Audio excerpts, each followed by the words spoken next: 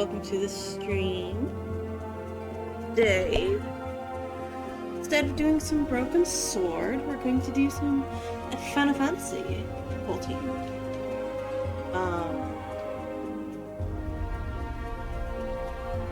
We're going to play some Endwalker,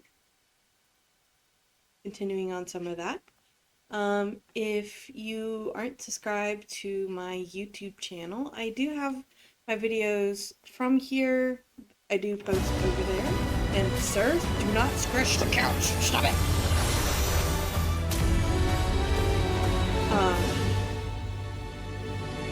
If anyone happens to miss a stream, the VODs will be up there eventually. So hope you enjoy.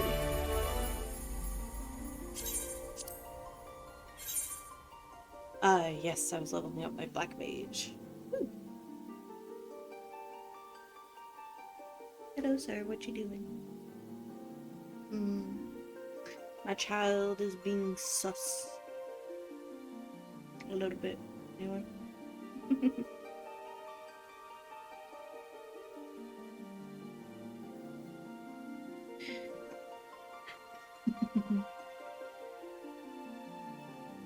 He's like, what the heck? Yeah. Okay. Alright.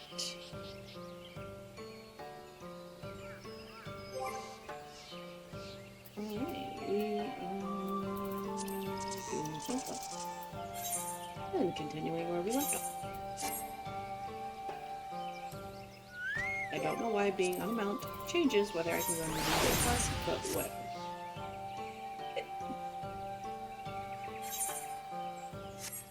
There we go.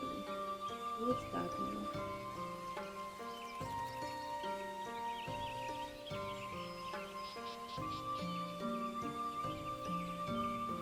There. Sir. Sir. Sir. Nope. We're not doing this. Okay.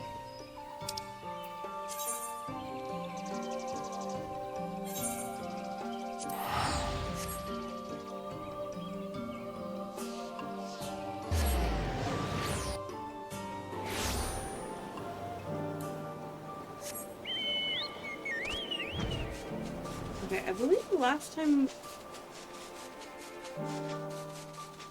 we did the dungeon, saved Madonna, and is that where we left off? Yeah, we got rid of the creepy tower. Goodbye, creepy tower. Live. We met Erenvold. We had a trial because Grahatia got caught in a place he wasn't supposed to be.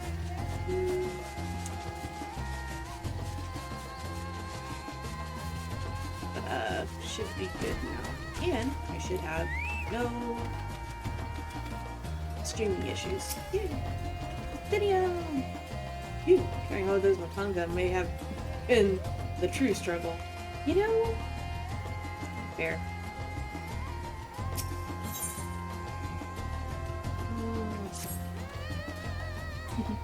Had enough rest, have you? You never were one to be idle, for being idle. Right. Farshawn bade us come to Meghaduta at our earliest convenience. The others will join us there once they have finished tending to the prisoners. Ah, wait. On second thought, you and Estinian should go on ahead.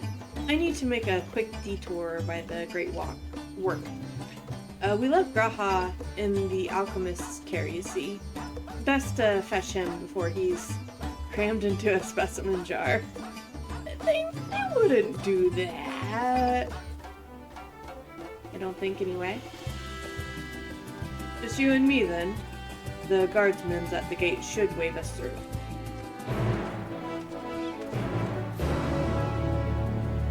Though I guess we should ask Justinian what he thinks. When we delivered Graha to the alchemist, they were not a little excited. Perhaps it was Nadana's rescue that brought them joy, but given their fascination with Justinian, I'm not quite sure. Yeah. But well, his weapon is unique. And Graha is a unique character, but they don't know his background. If they knew his background 100%, oh my god, I would fear for him. But because they don't know his background, he should be fine. Should be.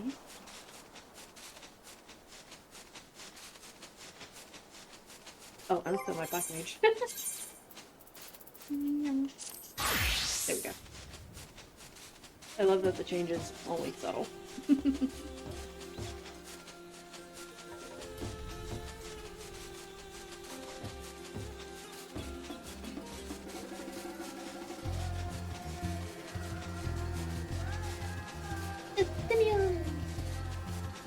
Hello. Are you? The tower gone, I expect that the state of alert will be lifted. That's true. Ah, honored scions. You are free to enter at your leisure. As I cannot leave my post, I am afraid you must make your own way.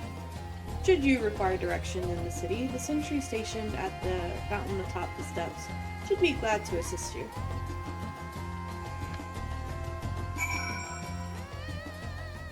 Oh yeah, I think last time we just got seen straight to where we needed to go. I don't think we actually explored the city. Though I have been to Razat before, this place is a veritable maze. Yes, it is. Rather than risk getting lost, we had best ask for directions from the sentry at the fountain. Lead the way, and don't expect me to act as your tour guide like certain others. Okay.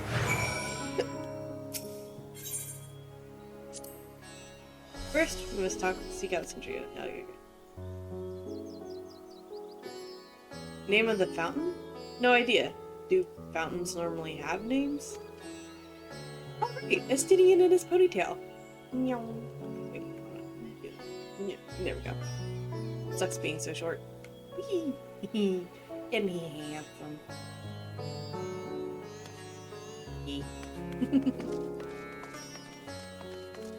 Davis Emmerich, though. Sorry, Estinian.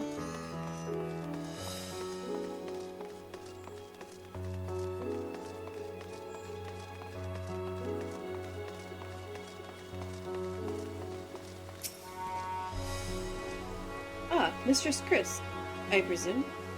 I understand you are here for an audience with the Satrap. If you require directions to Megaduda, I should be glad to provide them. The Satrap's residence is situated in Dharma, the highest part of Razat.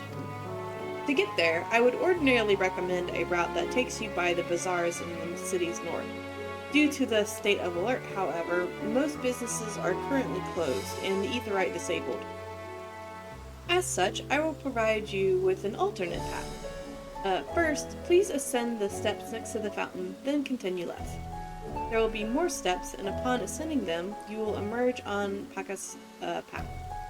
Proceed through the large door to the right, and you will arrive at Ruveda Fibers.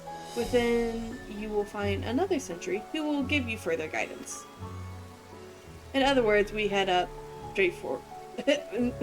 In other words, we head up. Sounds straightforward enough.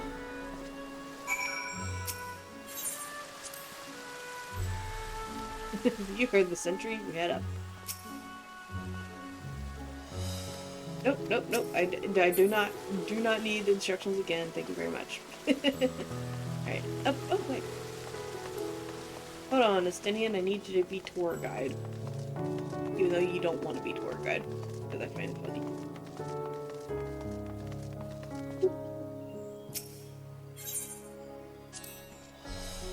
Ah yes, I know about this portal. It leads to a nearby isle. The treasure vault of one of Razat Han's wealthiest families. They took They took the god of luck for their guardian, on account of which they occasionally open up a section of their vaults for aspiring treasure hunters to try their own luck. Or so they say. There are also coffers hidden across the land that act as portals. Find one and you gain access to the vault. Something to bear in mind in case you exhaust your funds while on the road. 'Tis a troublesome experience, as I can personally attest. Gee, Estinian, I wonder why. But, oh, I guess this is like a map vault area. You can do maps with friends sometime.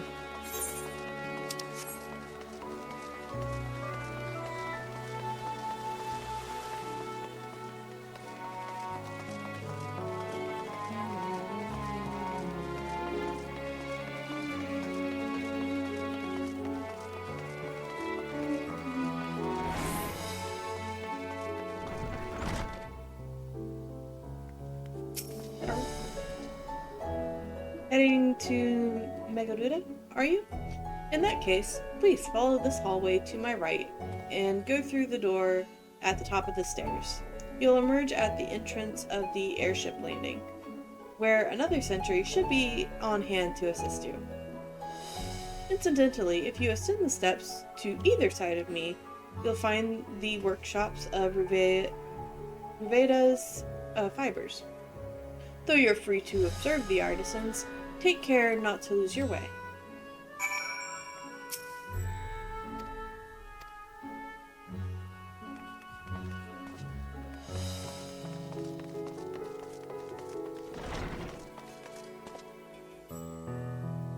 Hey, it's Kamala. Let's see. The silks. Now they go in the secondary storehouse. And everything out of the weaving workshop belongs in the primary, I believe. Goodness, so many storehouses these days. Rather hard to keep track.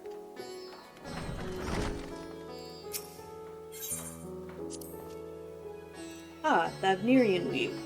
Hard to imagine more vibrant stuff. I dare say Emmerich would be partial to the gold thread. And the blue, of course. He loves his blue. I never put much thought into what I wear. A spare set of clothing is usually all I carry, and if that isn't enough, I can always obtain something locally. Ooh, speaking of, that is a beautiful color combo. Ooh. I really should, like, dress up my dancer outfit. Take advantage of all the different like color patterns and stuff like that.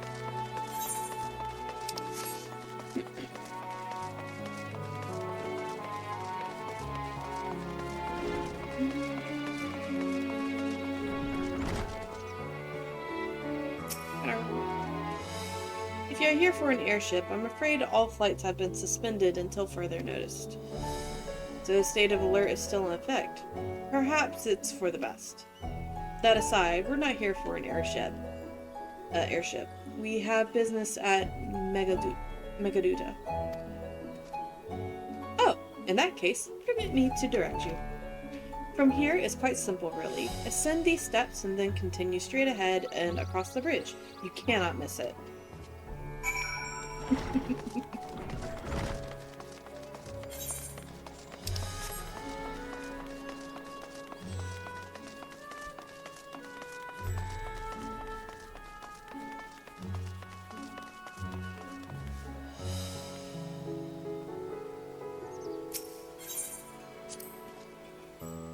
I remember passing by here with Varshan. The situation being as it was, he regretted not being able to show us the sights. Life has yet to return to normal here, but when it does, you ought to pay another visit. Though the city is confusing, the food is quite good. I'm partial to hamsa myself. The meat's surprisingly tender and flavorful.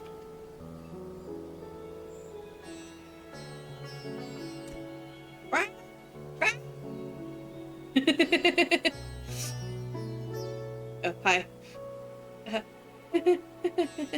Don't mind us. Continuing on. And you probably shouldn't tell them that in front of them. They get nervous.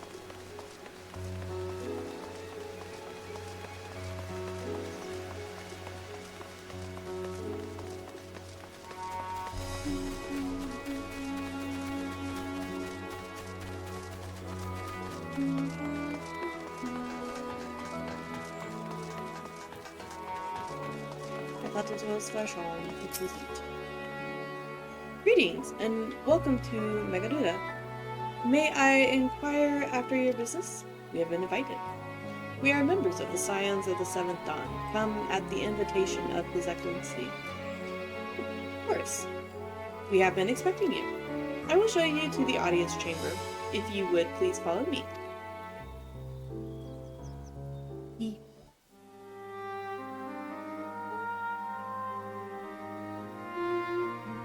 Oh wow, yeah, everyone's in here.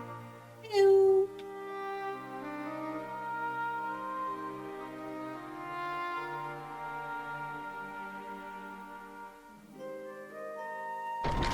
Hey, Vitra.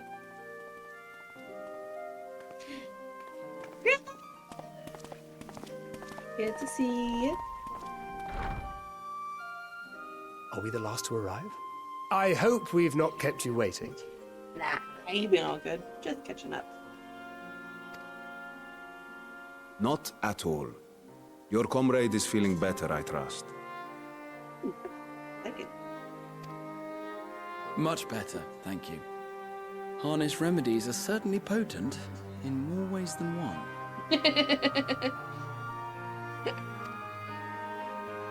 One becomes accustomed to the taste, although I hope you never have cause to do so.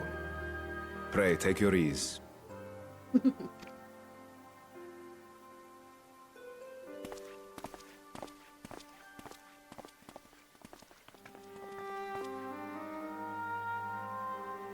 Full glad I am to see you all unharmed.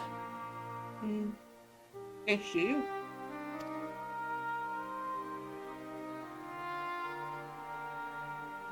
Valiant scions, for your heroism, you have my boundless gratitude. You cast down that dire tower and set free its hapless captives. You cleanse their souls of its corrupting influence. No words of thanks will suffice. In place of platitudes, I offer a bounty of warding scales. Pray accept your due reward, along with the goodwill of Radzatan. Alchemists throughout the land were put to work in the forging of your talismans. The finished ones have been collected, and now await you at the High Crucible of Alchemia. Present this letter when you are ready to take them into your possession.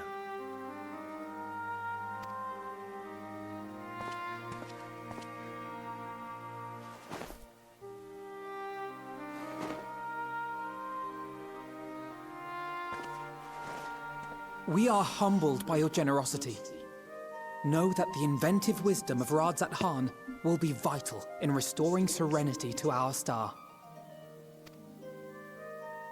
Every single one of those scales came from you, didn't they? You must still be in such pain.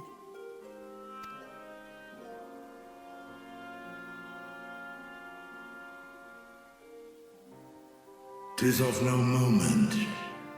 A mere annoyance compared to the dreadful suffering inflicted upon this land and its people.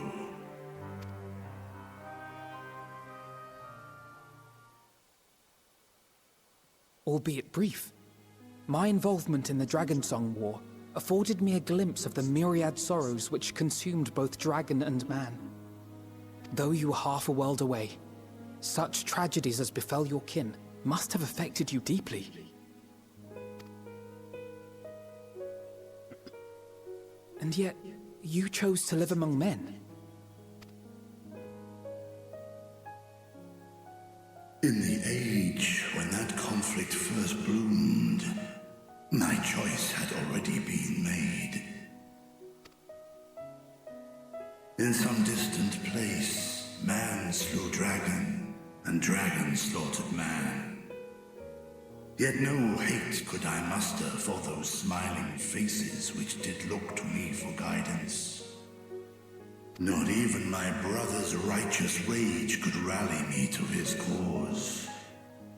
I huddled here, secret and still, hoping against hope that which I had built would remain untouched by the chaos and carnage.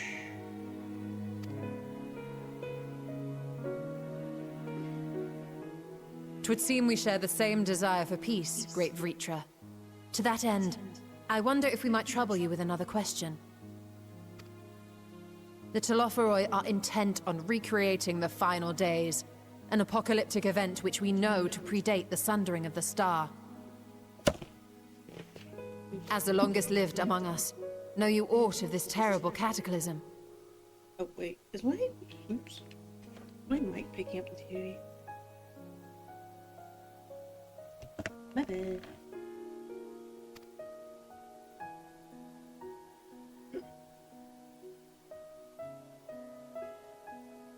Nay, when war and strife drove my sire from his home, he crossed the great expanse with only our unhatched eggs as company. He alighted upon a shattered source, its 13 reflections long since scattered beyond the rift. Of events preceding his arrival, he knoweth naught, save that which Hydralin hath deigned to disclose. The fact that he was able to directly talk with Hydaelyn is kind of crazy and impressive. I see. So again, 'tis the inscrutable Hydaelyn to whom you must look for answers.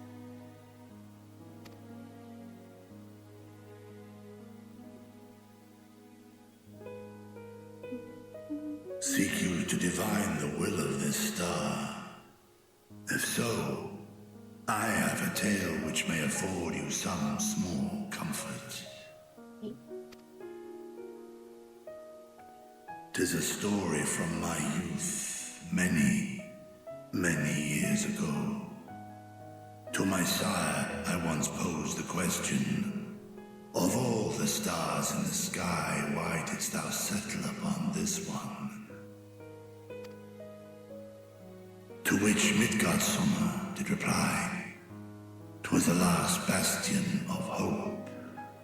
He believed so long as Hydaelyn endured, so too might dragonkind. Solemn and portentous were his words. What deeper meaning they held, I could not, dared not pursue. 'Tis a stone I've left unturned ever since. Yet take you solace in the knowledge that whatsoever Hydralin does strive towards, 'tis an ideal which hath earned my sire's conviction.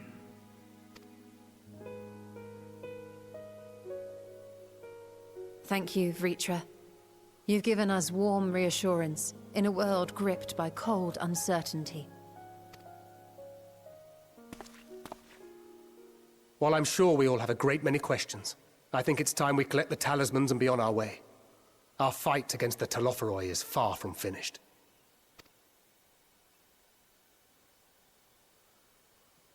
We must take our leave, but please do inform us if we can provide any further assistance.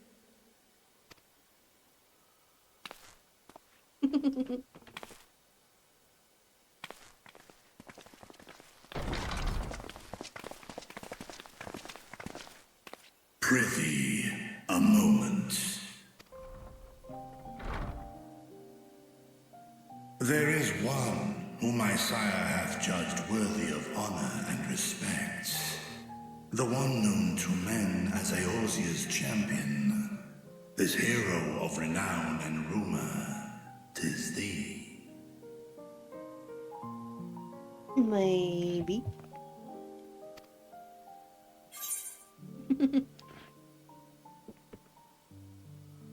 Midgore Summer and I have crossed paths, yes. I only wish he could be here with us now. You know? Same. He's currently kind of slumbering. I know of his clash with Omega, and the long slumber which was his price. Yet even closed in sleep, my father's eyes are far from blind. He is watching over thee, watching over this world. 'Twas a revelation most pleasing that thou, a child of man, had gained Midgardsormr's trust. But alongside mine elation runneth a rivulet of dread. For upon thy life's reel wind too many threads of fate, power, weal enmeshed with woe. Amidst this tangled knot thou shalt know no rest. 'Tis an endless confluence of forces, a struggle without surcease. More terrible still is the attrition wrought upon thy companions, as they are swept up in the storm of thine existence.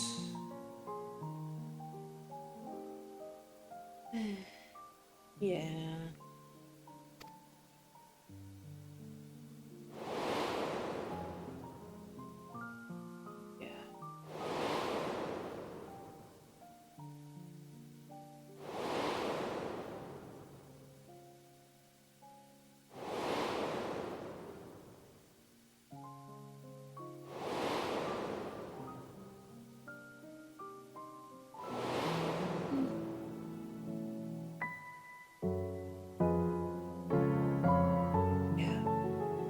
Take heart and protect them well. They will be your strength and your salvation. The hope thou wilt need come the end. Even cowering behind my curtain, I know the suffering of the powerful. I have watched my siblings driven mad by loss. Thus do I exhort thee to spare no effort to keep thy loved ones safe.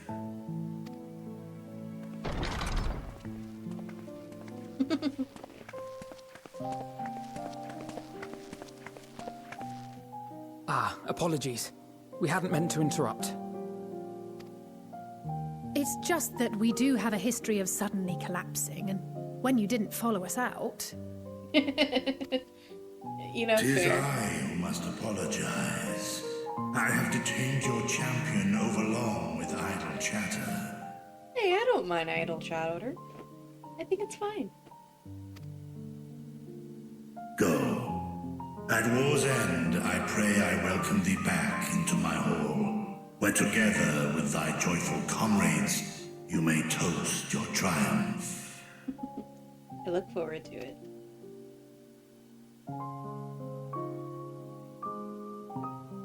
Don't worry about it.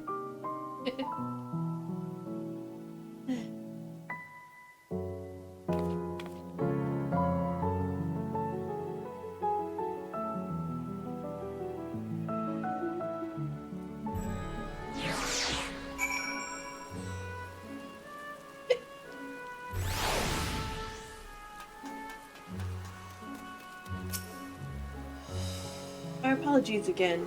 I hope we didn't force you to conclude your conversation prematurely. I don't think so. I think it was alright. So, what were you and Vitra talking about? Nothing? Very well, if you say so. The others have gone ahead to the High Crucible. Let's catch up to them.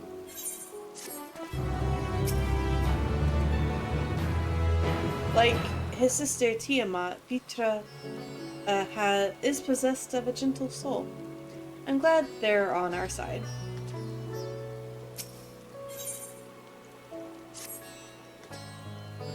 The attendant was kind enough to give me directions to the High Crucible. First, let us return to the mulberry orchard.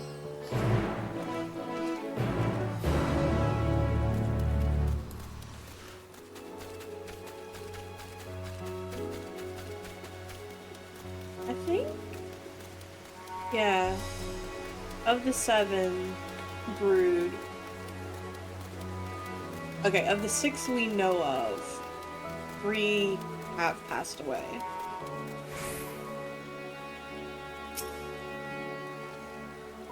And Midgar Summer's kind of on an in-between. Not quite dead, not quite alive. He's just there. I understand the mulberries are for the silkworms, grown a stone's throw away from the Satrap's residence. It gives it the quintessential Thapnerian flair, don't you think? Little. From here, we're supposed to follow the path left and past the mulberries.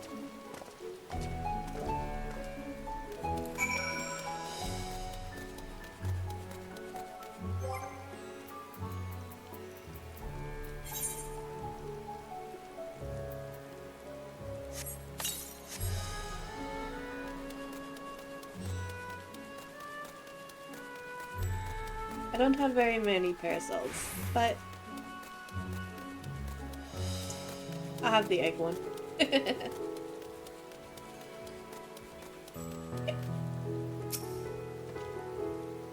The word apparently means bind in the local tongue, and this district is so named because it connects all others in the city. If we managed to come this far, we shouldn't have the trouble of finding High Crucible. Or so I was told. Where the step turns, enter the door straight ahead, then descend the steps. I thought the Crystarium was confusing, but it doesn't compare to Razat-Han. The architecture and decorations make it even harder to get your bearings. Anyway, let's see where this door takes us. I'm glad I'm not the only one. I feel like, I know they weren't like teasing me because I am absolutely god-awful with directions in any of these goddamn cities, but it feels like they were poking fun at me, making it worse every expansion of, do you know how to get here? Haha, too bad. I'm like, please. I don't know my left from my right. Phew, seems we're on the right track. And here's the Aetheryte Plaza. So far so good, and there isn't much further to go. From here we just need to cross to the other side of the hall, then pass through the larger of the 2 doorways. The High Crucible lies beyond. I suspect the others have already collected the warding scales. Come, let us join them.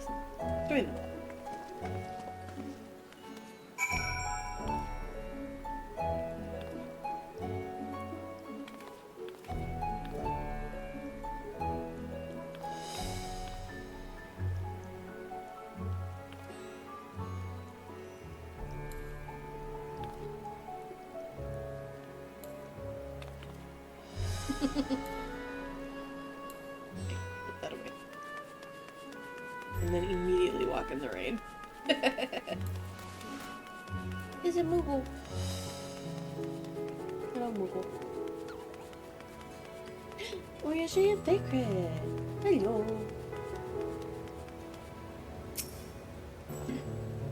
You took your time. Got turned around, I take it? No. Petra just wanted to talk to me. I didn't get lost. This time. Though this land hath been afforded a respite, in turmoil do many others languish still. Our work is far from finished. Yeah. Up in here's everybody else. A Excellent. You're in time to hear the latest good news. Ooh, good news? I love good news. The students have previously turned to Razat Han's alchemist for help with the analysis of various artifacts. That is how I became acquainted with Nidana. I'm glad we could rescue her, and pray she makes a full recovery. I'm quite well now, I assure you. As I say, the stronger the taste, and stranger the color, the more effective the remedy. You know, if these guys weren't well-renowned alchemists, I'd be really concerned. With my body trying to replenish the ether I spent, however, I'm feeling rather famished. I think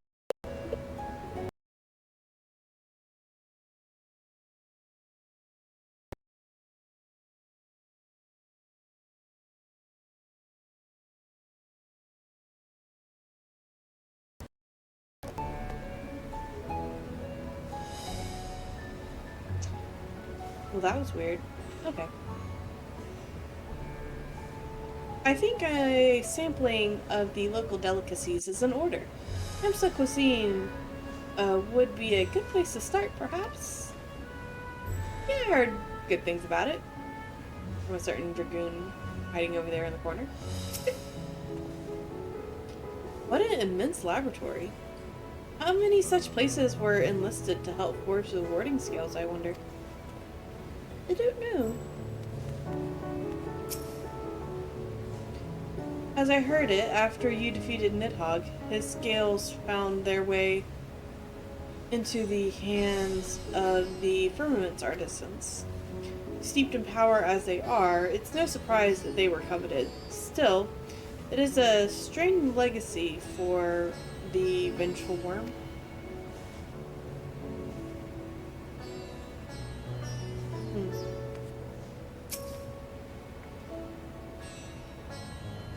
We're last, of course, but at least we found the place.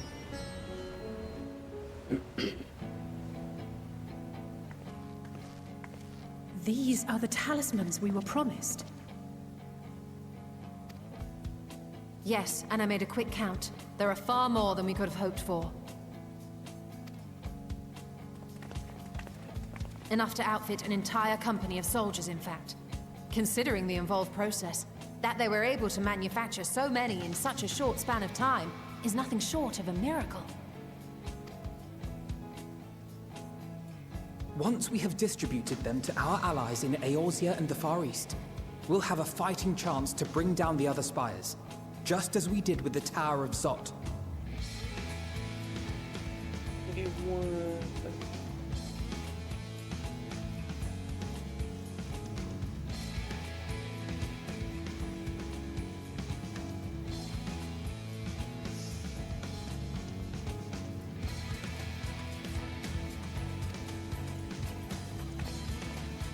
Or we could use them to invade Garlemald proper, and strike directly at the Telophoroid's base of operations.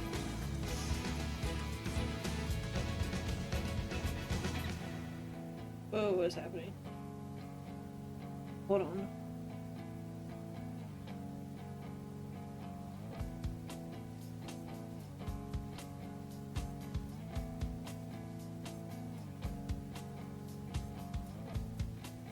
One quick second.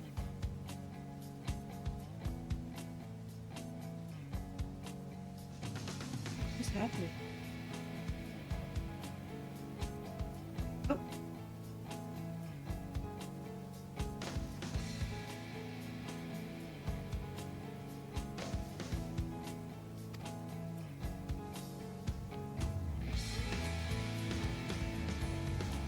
Of course, we would need to consult with various Alliance leaders before such a drastic measure could even be contemplated.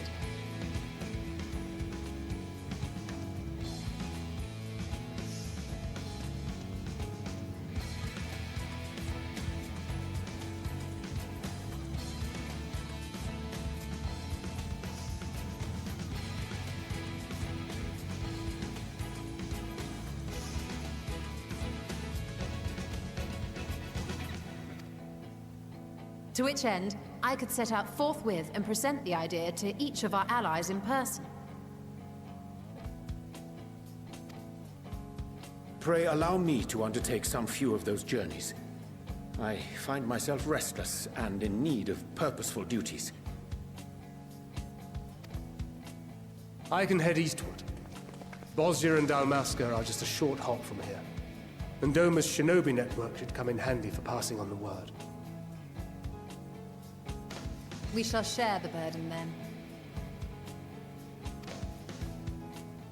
Meanwhile, I think it best that you and the others take the talismans back to the Baldessian Annex. We must keep them safe and secure until we've decided upon a course of action.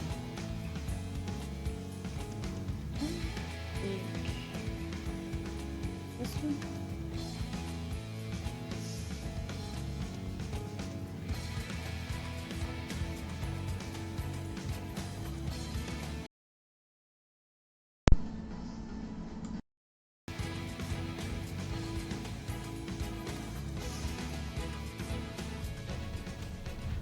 Please, I must speak with you. Okay, there we go. Now the audio is back in sync. Nadana! You're up and at 'em.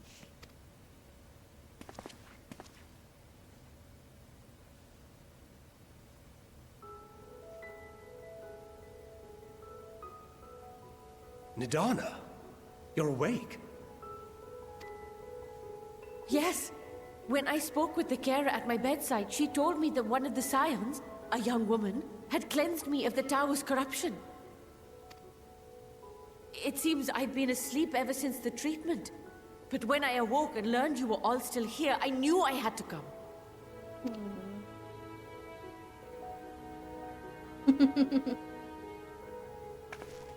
As you said, Nidana was captured only recently.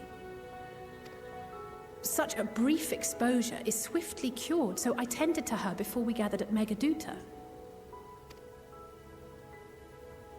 And I am truly grateful that you did. I cannot thank you enough. All of you, for everything you've done. Destroying the tower, rescuing our people. You've saved Thavnair from an awful fate. Hey, we wouldn't have been able to do any of that without your talismans. Like, girl, you're the whole reason we could do this in the first place.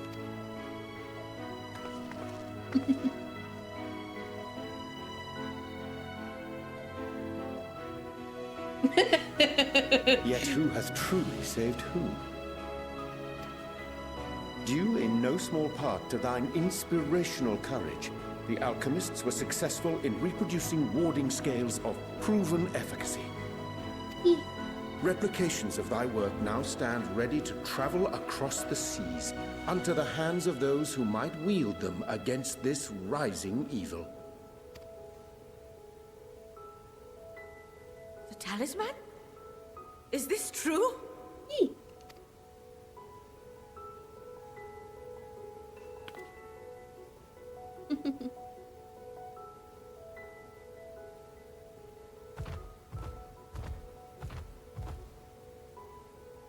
Oh, I was so groggy from sleep.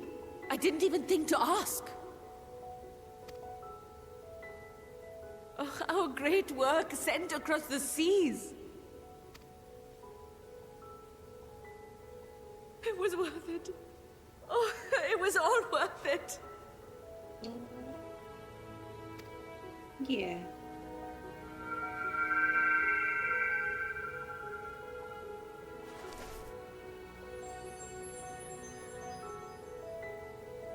Look at that. Its color is completely changed.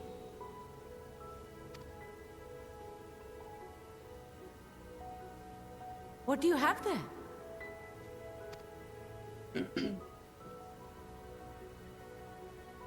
How unusual.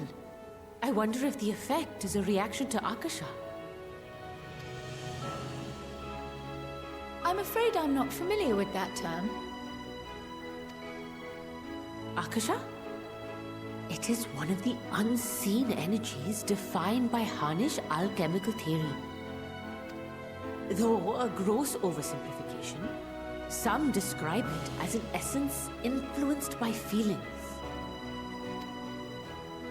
You imply that it is distinct from ether. Us foreign scholars often conflate the two, but we see them as separate concepts. Ether is an energy which permeates the land. It exists within animals, objects, even the air we breathe, affecting all through which it flows.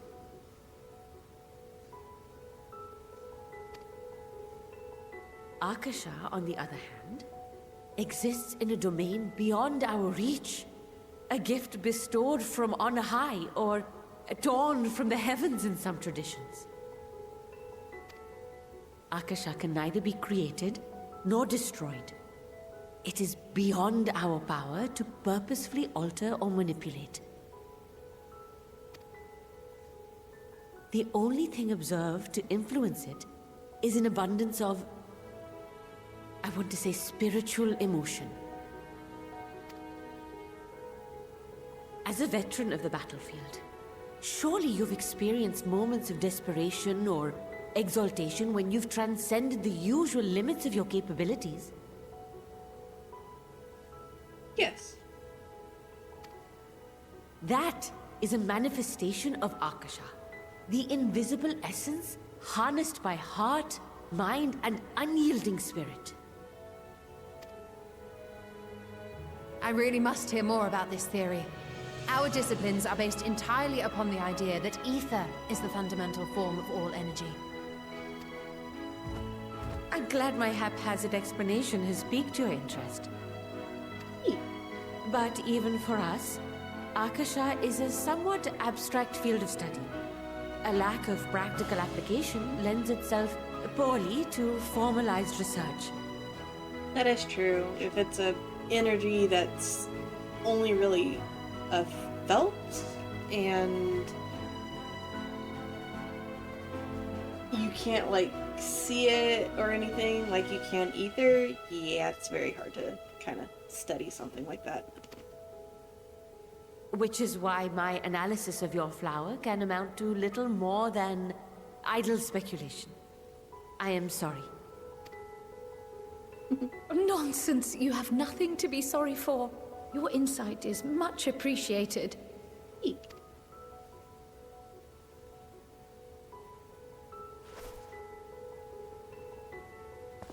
Shall we depart for Charlian, then? I will see to it that the talismans arrive at the Annex.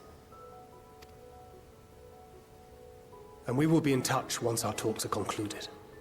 I suggest you rest while you can. From here onward, sleep is bound to be in short supply.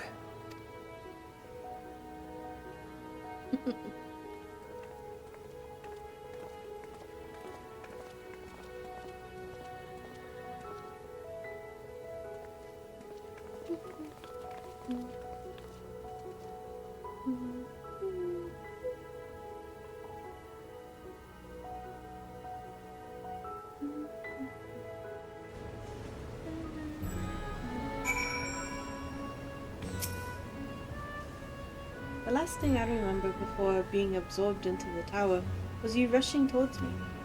I can only imagine the hardships you and yours must have had to overcome to rescue us.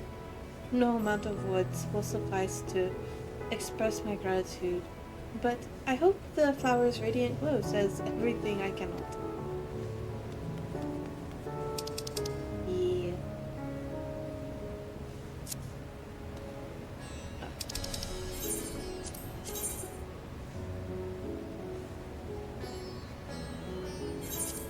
Color of joy is yellow, apparently.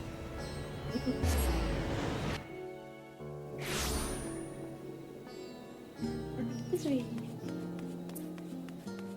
This way. I know how to get around Charlian. Surprisingly, that one's actually a little easy.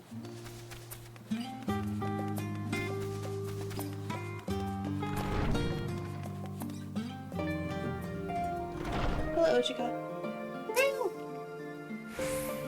It's good to be back, and with the fruits of our labor safely in storage. For now, we have but to wait for the others to return from their respective meetings with the Alliance leaders. As Thancred suggested, we should get some rest in the meantime. Your chamber is comfortable, I hope. If it's cold in there, just let me know. We have plenty of blankets to spare. Welcome back, Chris. Mariel has appraised me of your recent accomplishments. What an amazing feat to eliminate a tower and pave the way to deal with the rest. While it isn't much, I've changed our sheets and plumped up your pillow. After all, there's nothing like collapsing in a nice clean bed after completing a major milestone.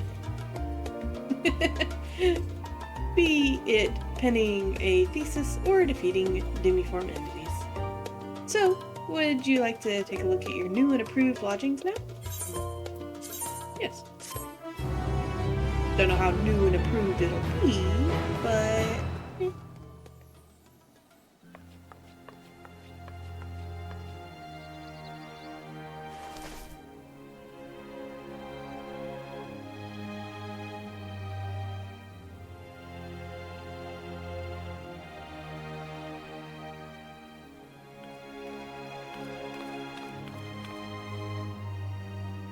Take heart and protect them well. This expansion has some pretty music.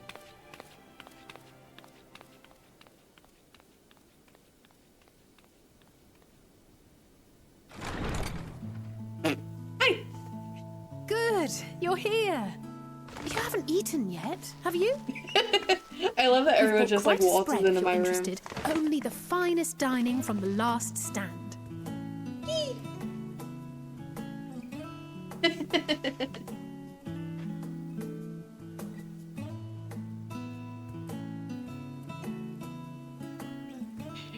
Graha with the biggest frickin' burger known to mankind.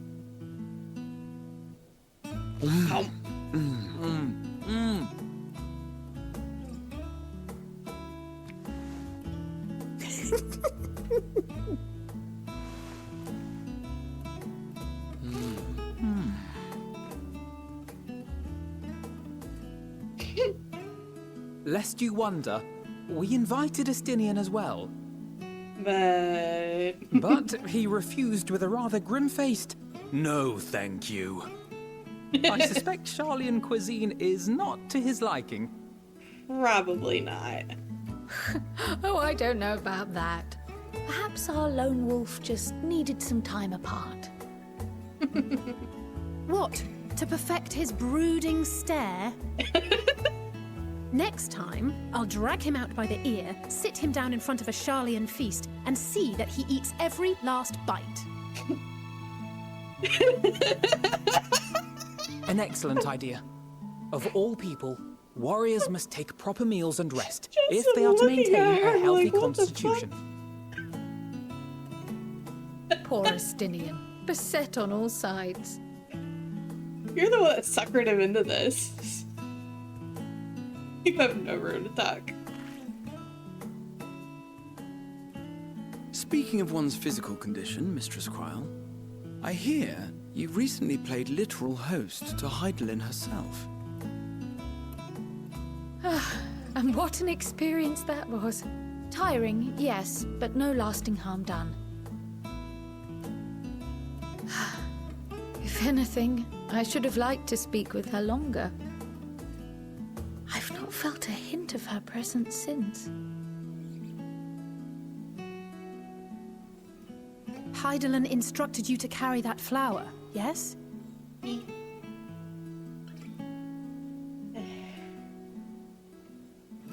Twill be your guide, test and proof of your conviction. And then something about seeking joy in darkness, was it? Come to think of it, isn't that what happened with Nidana back in Radsat Han? The flower did seem to radiate a joyful glow, as if reflecting the elation we all felt, the relief of a people with renewed hope. Indeed, and in turn I felt buoyed by that radiance. 'Twas akin to spotting a beacon and knowing we were on the right path. I know we've not yet triumphed over the Telophoroi, or learned the full breadth of the Forum's plans. But even within the midst of our struggles, we find small moments of joy to sustain us. Rare and hard-won perhaps, but it is this pursuit of happiness that gives us the strength to carry on day after day.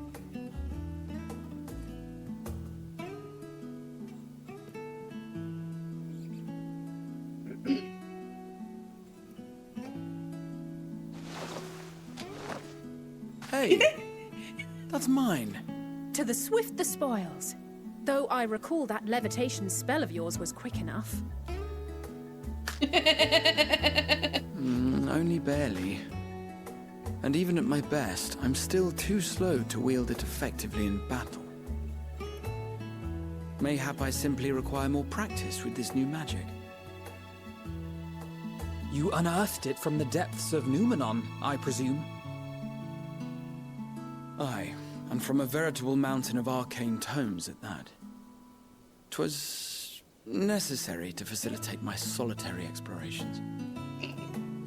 Or, to put it simply, you used it to sneak around the Forbidden Archives. Yes, well, after a fashion.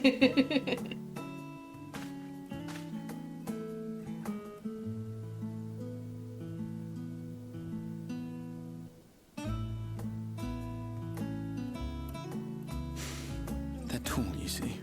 The shelves, they're too tall for me. And I could hardly move the library's platforms without attracting attention now, could I? Oh. He learned levitation to grab fucking books.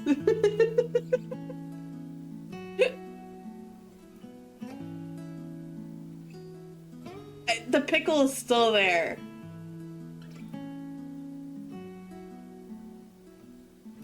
I love that he hasn't noticed that there's a fucking pickle on his plate.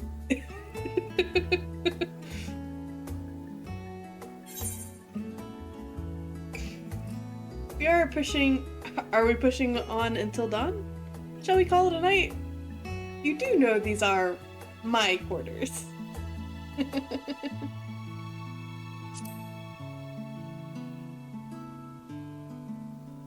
I'm not that ambitious. But 'tis pleasant to idle away the hours every once in a while. It is. Now he knows system. Aww.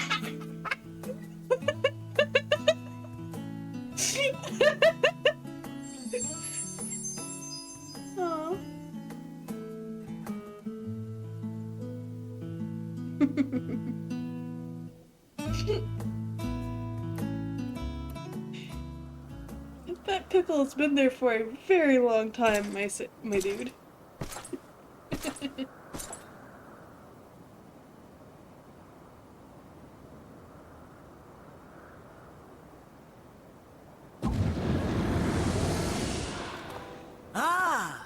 Enjoying the bracing cold, I see.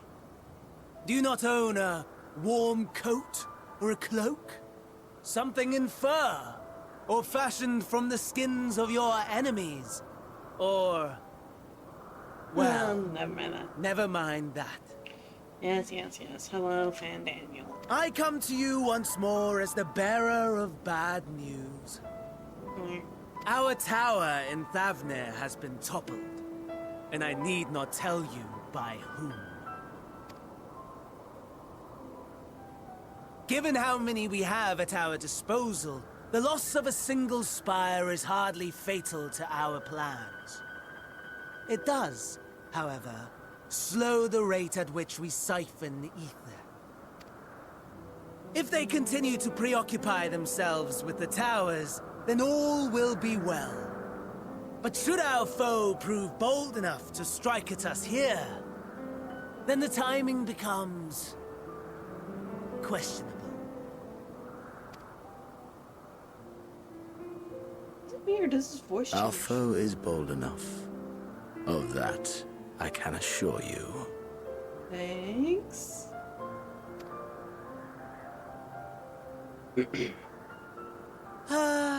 Yes, very well then. I suppose I must prepare a proper welcome. honestly. Talk of your nemesis is the only thing you seem to enjoy. Does nothing else spark your interest? Nope, because he's a psychopath.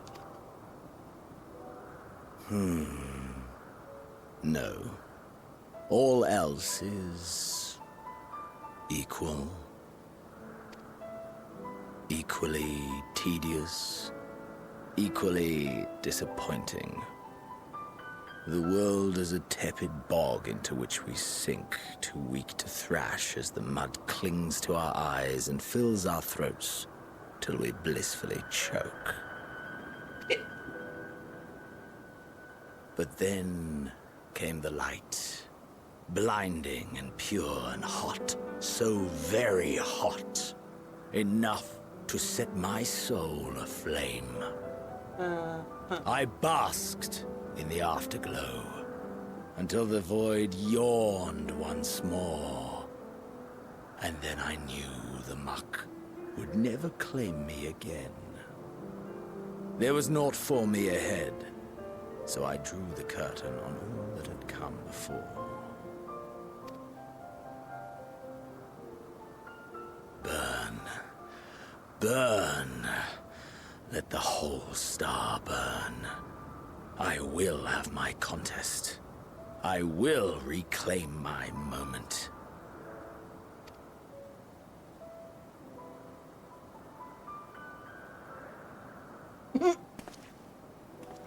How wonderful that the emptiness of death has not dissuaded you from committing your life to its pursuit once more. I don't know whether to envy you or pity you. You question my disinterest, but what of yours? Despite your noisome antics, I sense you take little pleasure in this endeavor. Mercy, my lord. Such pointed barbs from one who barely acknowledges my existence. Well, you are annoying as fuck. So, yeah. I'd ignore your Nevertheless, existence too. You are mistaken. For I do find this part somewhat enjoyable. You see, when I was mortal, I would always have the same dream. It was a fragmented thing, disjointed, all the faces incomplete. The setting, too, was unknown to me, so I thought it simply a fantasy of my sleeping mind.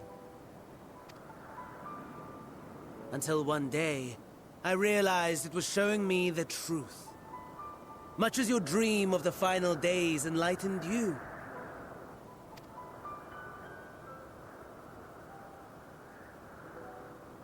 And soon, very soon, the rest of the world will see the truth of my dream, too. Yes, I think that is something we can both enjoy.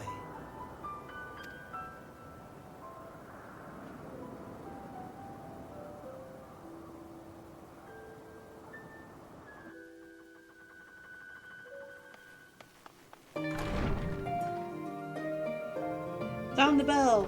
School's in. So I do not understand the pickle. Was it because he's a cat person? Was it like a cucumber joke? I don't get it.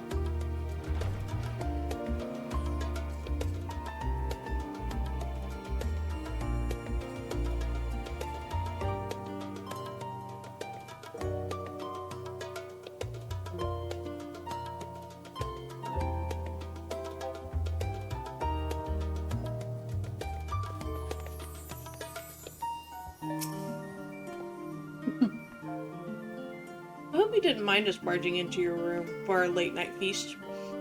For what it's worth, it did me a world of good to put our troubles to one side, if only for a moment. Oh right, I forgot that he really needed ether, so him eating a lot was actually a good thing. Warm.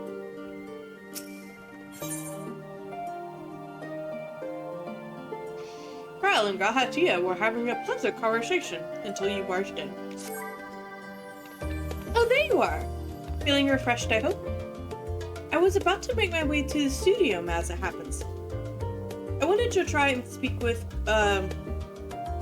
Scholar Montechain and thank him for coming to our rescue in the restaurant. As it turns out, he'd come here to see us following the hearing, only to find that we'd already departed for Thavnir. Knowing him, he was probably hoping to chew the cud with his former students. Since we're still waiting for Yishtol and the others, I thought now's the perfect time to pay him a visit. Care to join me? Yeah. Then it's settled. The twins will be coming too, assuming Alphino can tear himself away from his new toys. I'll let you rally the troops while I go on ahead to Phenomena. Considering my recent impropriety, perhaps I should avoid showing my face around the stadium for a time. That might be for the best. If the others should return, tell them we will not be long.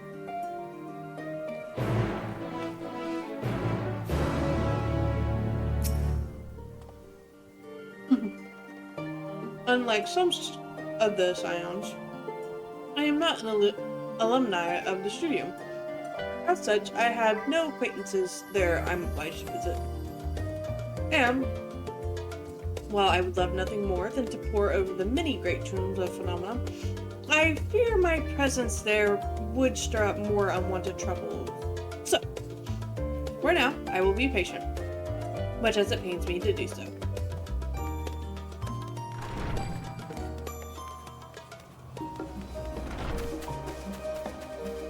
Oh, oh, yeah.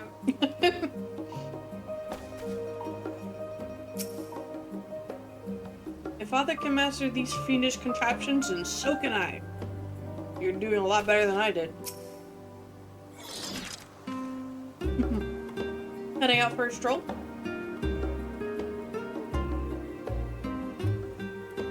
The Scarlet himself was here? In that case, what are we waiting for? I too am eager to see him, though I somewhat dread the thought of visiting the studio. I dare say our Naride authority precedes us. Alpha, of all people, worrying over his reputation. And at our alma mater, no less. Thus wonders never cease.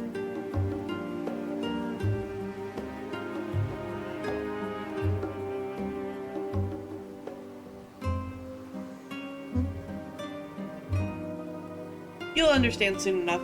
Off we go. Woo! Onward!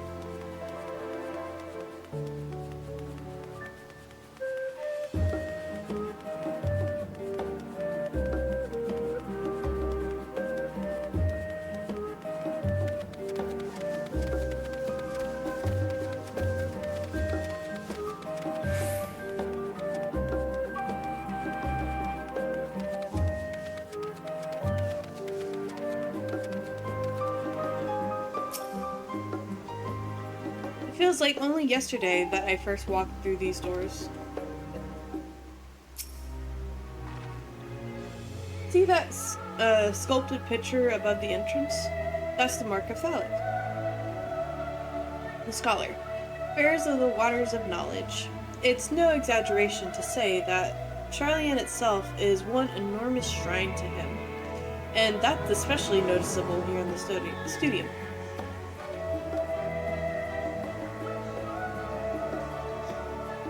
Actually, no, I don't see... Oh, okay, now I see it. Huh. Cool.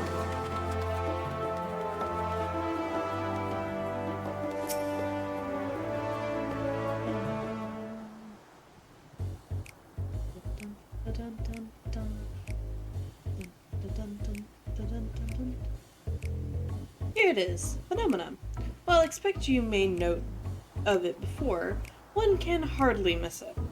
This is the first time you've been here on official business, correct? Technically? While most of the space is taken up by expansive auditoriums, it also houses numerous laboratories, testing grounds for experimental magics, and a host of administrative offices and so forth. As the center of what would later become the studium, it was established to promote the study of etherological phenomena, hence the name. Though, with ether being a fundamental aspect of nature, its scope expanded to include every conceivable facet of life and even the universe itself.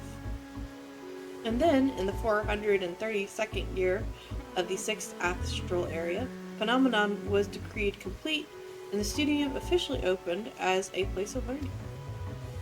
With a long and storied history, it is without question the world's leading authority of in etherology, the arcane, the occult, astromancy, and countless other fields, standing proud as Charlian's most educational institute.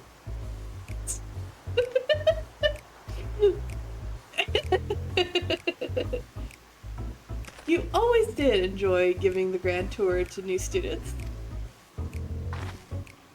Indeed, I've long lost track of how many times he's recited that same foppish speech, such as his undying love for his old stamping grounds. He was in top form back then, youngest to enter the studium, graduated with highest honors in magical arts and etherology, undisputed champion of the debating chamber. Hold on, you both entered the studium at the same age, yes? And from where I stand, you're equally prodigious scholars. Nice of you to say, but Alphino actually entered half a year before me, nor did I do well enough to graduate with honors. And I'm certainly not the studium's most notorious master debater. In all respects, have I ever been in his shadow? If nothing else, just remember that this was where the legend of Alphino Levior began. We should expect everyone to be fully aware of our recent escapades. Hopefully we'll be somewhat more welcome here than we were at the last stand. You know better than anyone the adoration the student body has for Alphino, and with a bit of luck, it might work to our advantage. Well, there's no time like the present. First things first, let's look for Scholar Montechain. Other faculty tend to frequent their offices, but unfortunately for us, he's fond of wandering, wheresoever his whims take him. Let's split up, and ask the students if they've seen him. Goodness, I got a lot of burps.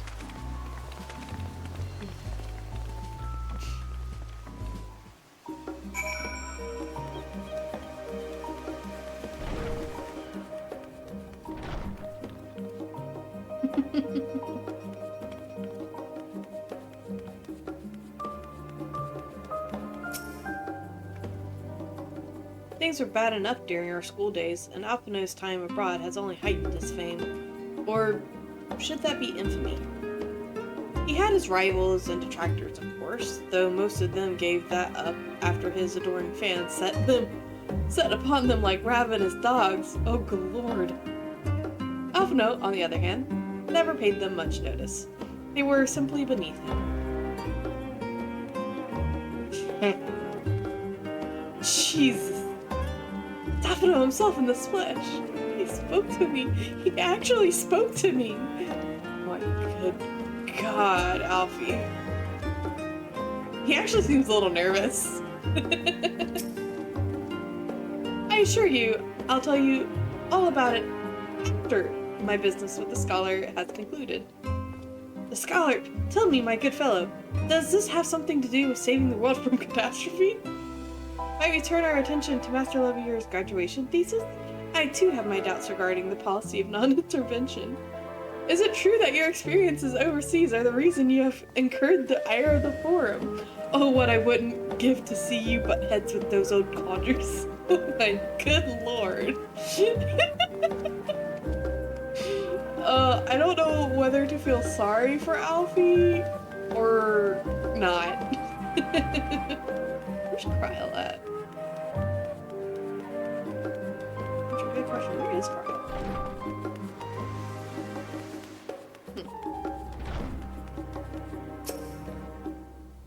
That was Alphinaud Levier, wasn't it? The Alphinaud Levier? And he's with his sister and Master Ladizian's granddaughter. This can only mean one thing. The event of epoch-shattering proportions is fast approaching. Spread the word! Calm down. Oh, sorry. You said you were looking for the scholar, yes? Knowing him, he could be anywhere. But Miss Elliot should have a better idea.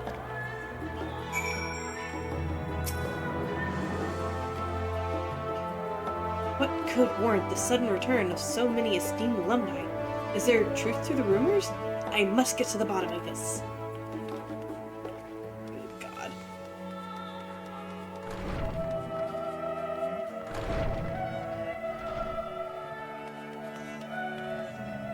Oh. Hello. All this pressure is going to be the end of me. Oh, I hope I find someone who can help soon. So this is the area where you do the role quests for the crafting and gatherings areas. I've already completed this, of course, but since this is New Game Plus, it doesn't look that way.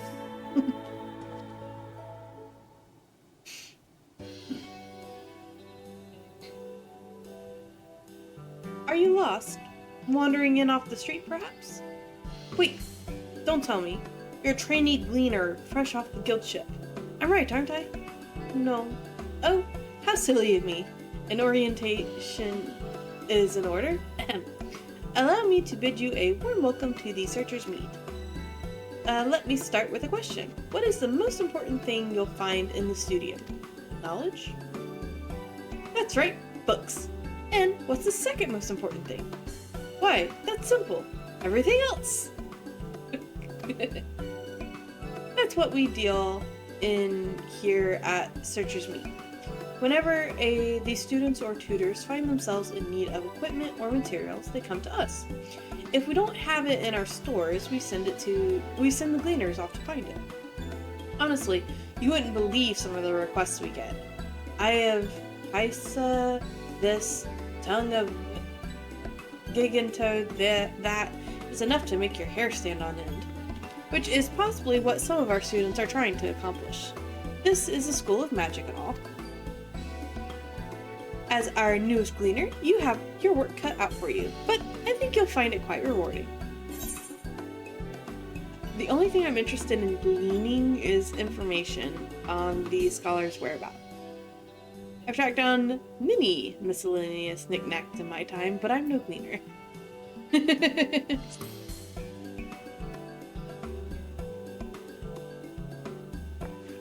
Oh, what you're telling me is you're not a gleaner? Yes, that's exactly what you said, isn't it? And you're looking for the scholar? I'm afraid we don't have any of those in stock, but I can... Oh, you mean him! Girl, you're a little aloof. He was here, but now he's not. I did speak with him shortly before you arrived, though. He said he was on his way to Maker's Meet. Go back the way you came in, and you'll see it on the opposite side of the entrance. It's a laboratory of sorts, home to many rare and expensive curios, not to mention alarmingly frequent accidents. If you lose your way, just follow the blood-curdling screams. In the time it's taken me to tell you this, Scholar probably has already left. Best of luck finding him. I have a feeling you'll need it.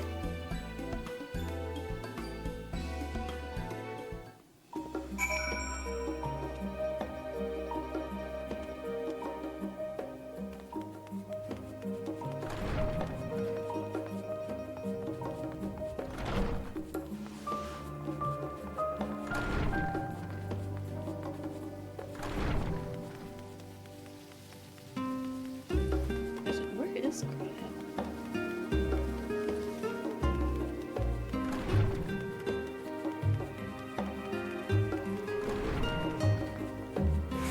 There you are.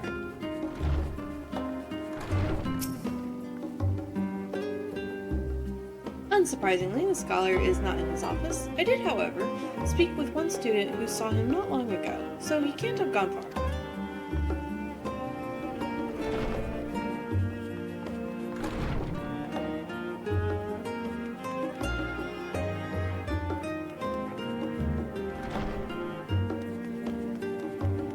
Hello.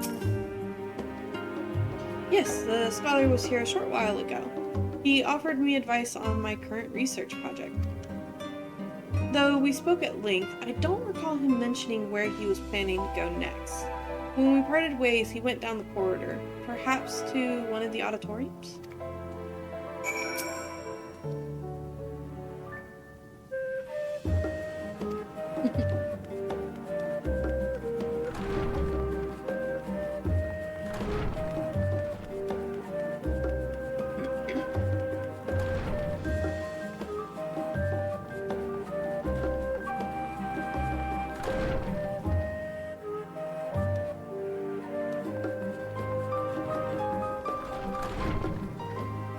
Hey, there you are.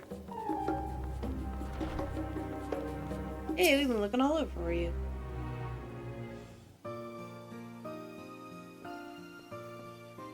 Ah, I remember you. I would certainly hope so.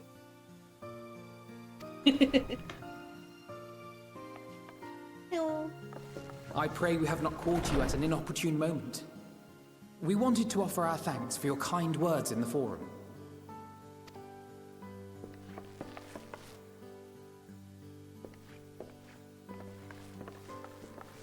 Well, I could hardly let that inquisition go unchallenged. I've always believed that curiosity should be nurtured, not stifled. Thankfully, a majority of my colleagues agreed. A slender majority, aye, but a majority nonetheless.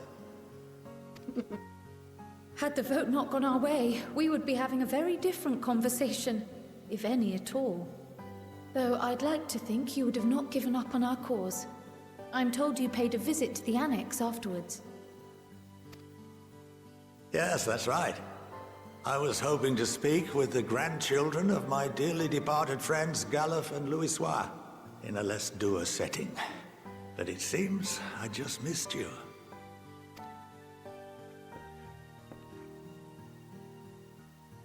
I still can't believe how much you've grown.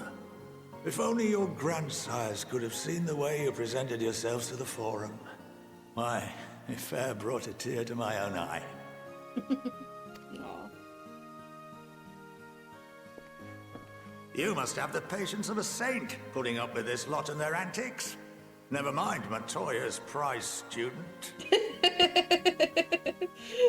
Hey, they're alright, they're alright. I find it entertaining most of the time. Luckily, I know a thing or two about managing unruly younglings.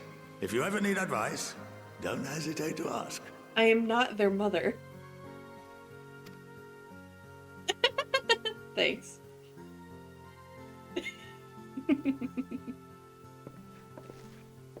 If I may, there is a rather more pressing matter we wish to discuss.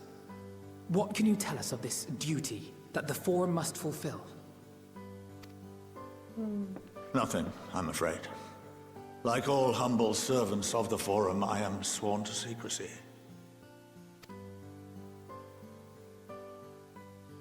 Or rather, I couldn't tell you if I tried. Our duty is of the gravest importance.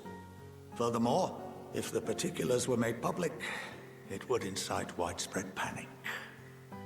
As such, those entrusted with this duty have been bound by an enchantment, which prevents us from speaking of such matters without the express permission of the Forum. How is that even possible?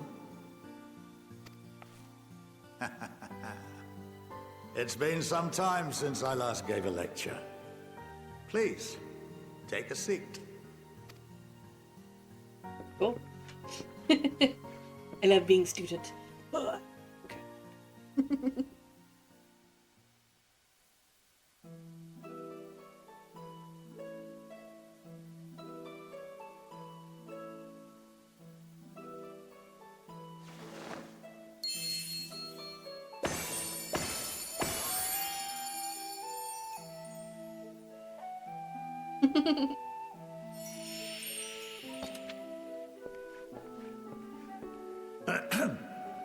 We shall begin by reviewing the fundamentals of etherology. I hope y'all were ready for a lesson. The ether, which imbues us with life, can be categorized into three forms. Two are of the incorporeal sort, the soul and the memory. Can anyone tell me the third?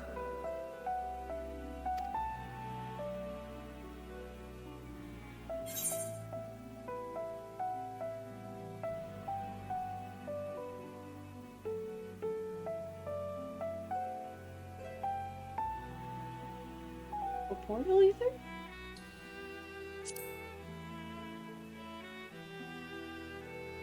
Yes, very good. Oh. This is the form with which the layman is most familiar. Consumed by even the simplest of daily activities, and replenished by the food and drink that sustain us, this form of ether is in constant flux. In contrast, the ether that comprises the soul is rarely subject to dramatic change. The same can be said for memory, as the two are intrinsically linked.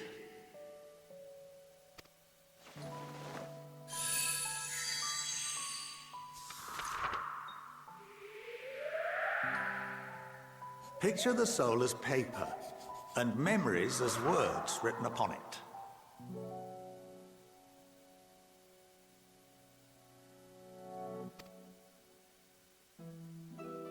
Now, what would happen if that paper was doused with ink? The same type of ether as comprises the memories.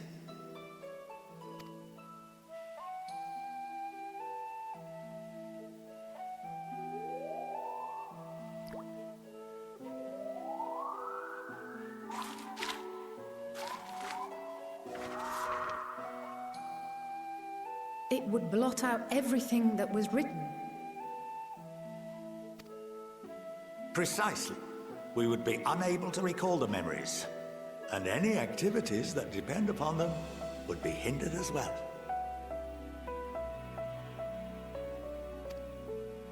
In fact, this exact phenomenon was observed on a vast scale not so long ago. And what might that have been? The calamity that affected the start of the game. Because no one could remember the heroes.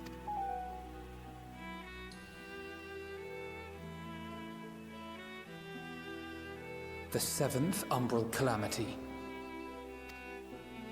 The people of Eorzea vividly recall Bahamut breaking free of the Lesser Moon and raining hellfire down upon the realm. But no one could seem to remember the events that followed immediately afterwards. Indeed. To this day, we have yet to determine whether it was an unintended consequence or a deliberate act.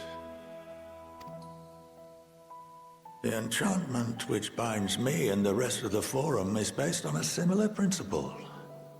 And yes, it is a contravention of the Sharlayan prohibition against the practice of memory manipulation.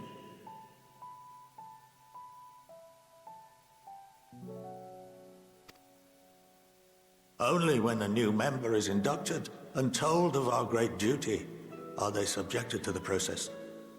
A necessary evil. You have my word that it would never be used to manipulate the populace? I should hope not. But can this enchantment be dispelled and your memories restored? If 9/10 of our members give their approval, then the process may be reversed. Then, and only then, would we be able to speak freely to others of our sacred duty. Barring that, we must wait until we return to the ethereal sea.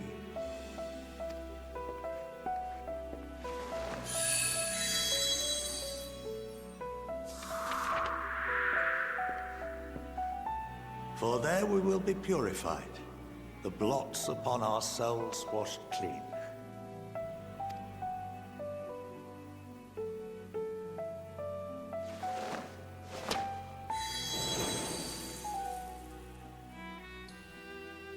And our memories drift apart and dissolve, rather defeating the purpose, I suppose.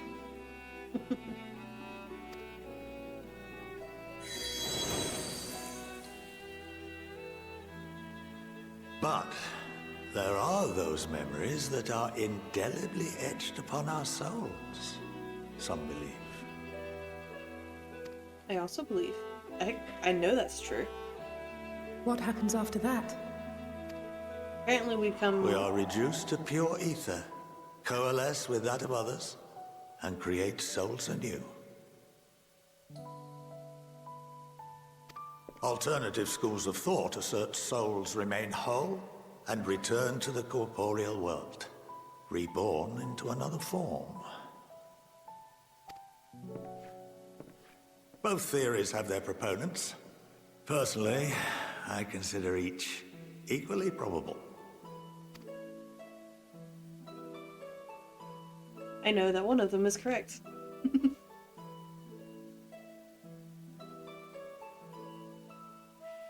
Well, I think that's enough education for today, now that I've given you some food for thought.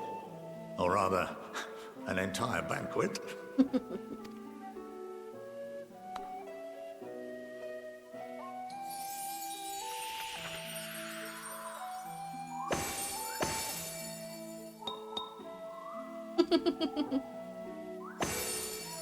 I like him. I would remind you that although I'm unable to assist you with certain matters, the resources at my disposal may still be of use to you. I'll arrange for you all to be given the run of Phenomenon. Of course, as associate to our alumni and the students of Baldessian, this privilege is extended to you as well, my friend. Oh, thank you. What about Graha? Oh, and I suggest you speak with Ki Aliapo. She's well known among the artisans of Sharlayan, and her network of contacts may prove useful in your search for knowledge. I wish you all the best in your pursuits, wheresoever they may take you. I've already spoken with her. Thanks.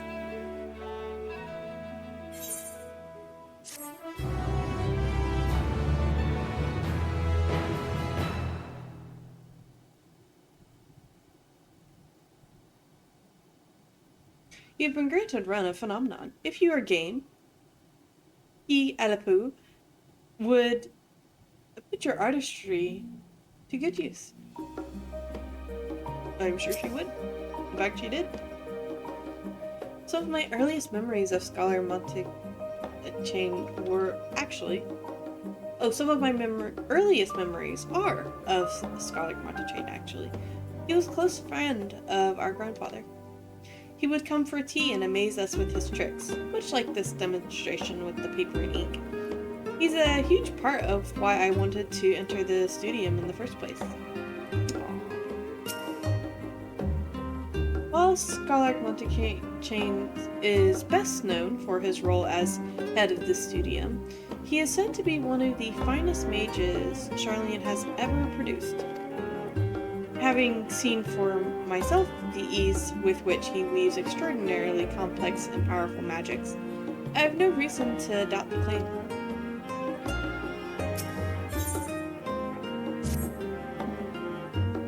Well, that's given me much to mull over. I feel as though we're one step closer to understanding the forum's true motives, and the mysteries of life itself for good measure. It's funny, I came here with the intent of expressing my gratitude, only to leave more indebted than before. I have a feeling his friendship and support will be a great boon for us in the days to come.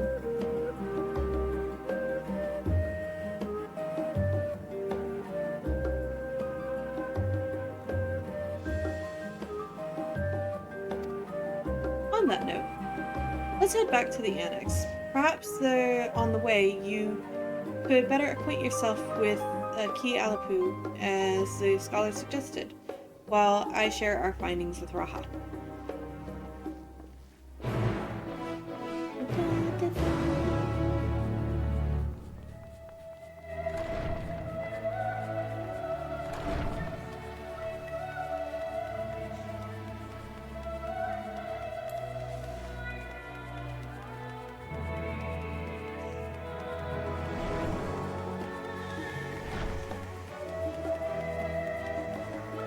Yeah, just teleport.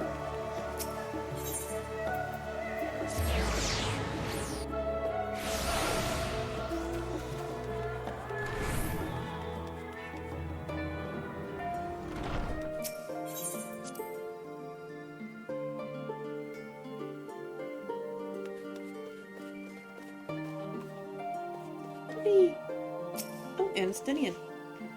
Estinian returned not long after we departed for the studium. A shame that he missed the chance to attend our lecture with the scholar. Or perhaps not. Yeah, I don't think that would really be up his alley. Having spent most of my time in Thavnir, I've yet to fully grasp the lie of the land here in Charlian. Even finding my way to the annex proved a challenge.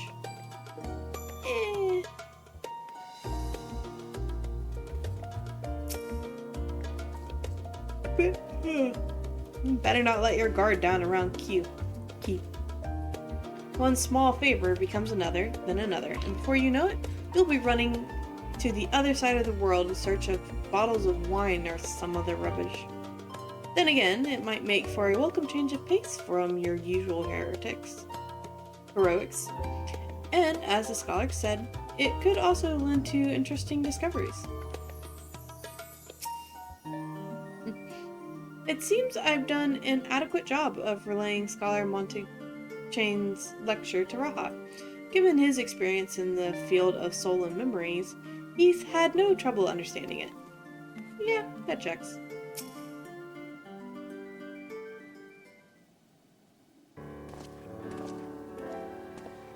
Ah, welcome back. From what I hear, your trip to the studium proved most educational. While you were away, I received word from our fellow Scions. As expected, news of the warding scales was met with much joy. Preparations are now underway to bring the leadership of the Grand Company of Eorzea and the Eastern Alliance together to determine a way forward. Our friends have asked that we bring the scales in our possession to Limsa Limitsa. So the time has come for us to go on the offensive? It's too early to say for certain, but that does seem to be the way the winds are blowing. I, for one, can think of no reason to oppose such a plan, but let us see what awaits us in Vilbrin. Let's start by getting the scales out of storage. Give me a hand, would you, Estinian? Yes, you've got nothing better to do than brood in the corner.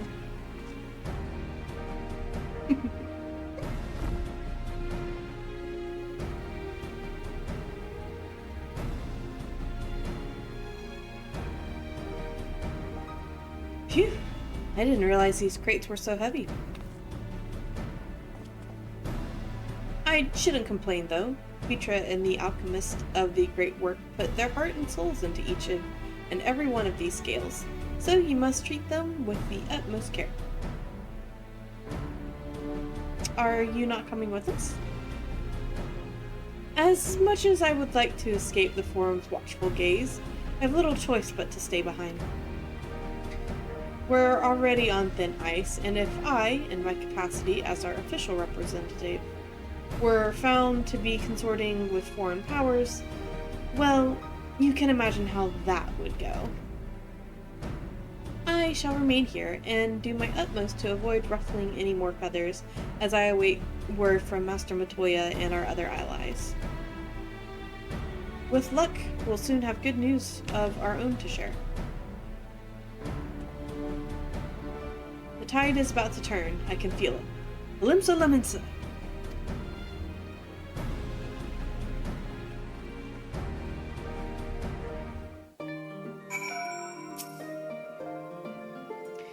If you learn aught of interest, be sure to let me know. In the meantime, I will do what I can to aid our cause, though I fear that will be precious little given the circumstances. I'm curious.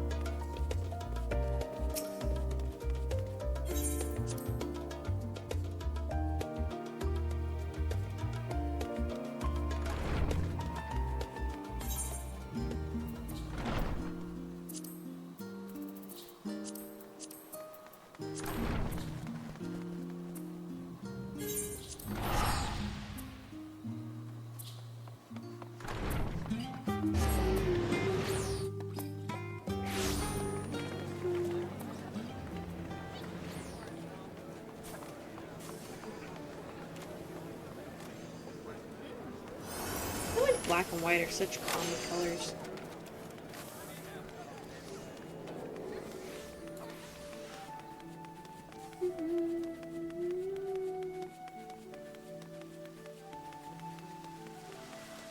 Hello. Oh, I was told to expect you. As you may or may not be aware, the Admiral is at present entertaining the Elder Seed Seer, Elder Seed Seer and the Sultana. 3 of the most powerful women in the world in one room. Do you need a moment to prepare, or shall I show you to them?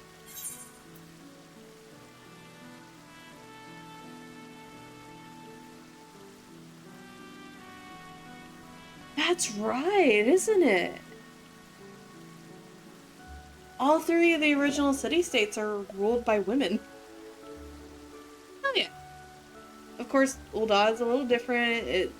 Yes, she's the, you know, Sultana, but they have the Syndicate and stuff like that. So, yes, she's in charge, but there's still the sub that is mostly in charge. But still, thing stands. Yeah, all three of the original city-states are ran by women.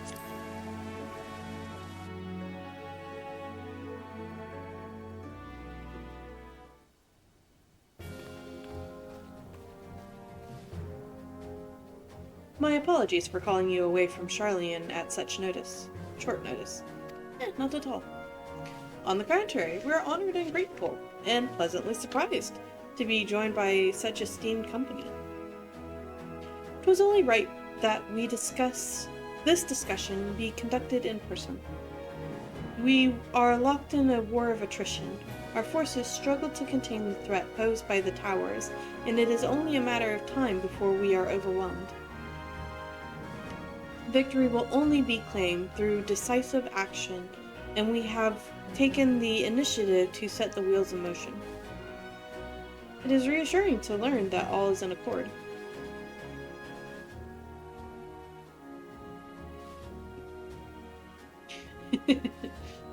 But might I ask what your plan entails?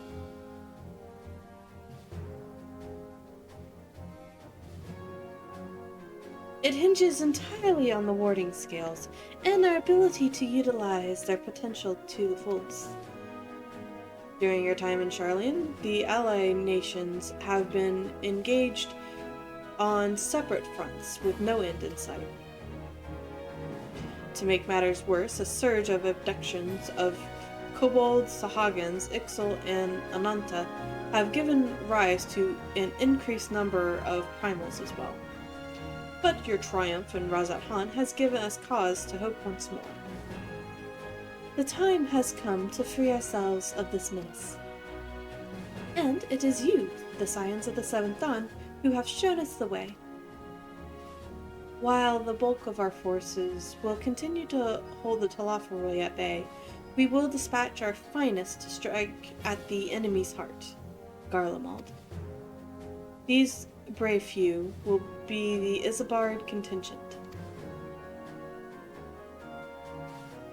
To think such progress has been made in so short a span. The objectives are twofold. First is to provide aid to the people of Garlemald. As previously reported, countless Imperial soldiers and civilians have been tempered. Robbed of their free will, they serve the Talafaroi every whim without question. They too are victims. It is our duty to deliver them from their suffering, not for strategic or political gain, but because it is the right thing to do. I do not ask that we set aside the decades of conflict and conquest, that we simply choose to forgive and forget. I only ask that in choosing to remember, we do not also forsake our companions and morality, for without that, there can be no reconciliation, only death without end. Aye, on that we can all agree. Our second objective is the colossal tower that Thancred and Orianger observed in the capital. Though its purpose remains unclear, there's reasons to believe the smaller spires are merely a precursor to what's yet to come. Until the Tower of Zot was toppled, we'd failed to make any headway, though the same could be said of the Talafaroi. They're certainly in no rush to press further into our lands. I'd wager the spire's primary purpose is to divide and keep us occupied, while they work towards our annihilation. This would appear to be substantiated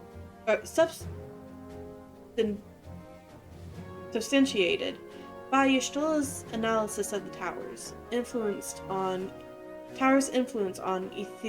ethereal currents. Based on her observations inside the Tower of Zot, The spires siphon ether from the land, consuming it and to maintain their form.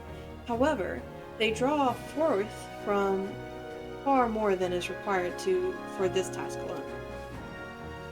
The excess of ether remains unaccounted for, but we can be sure it is not being harnessed for our benefit.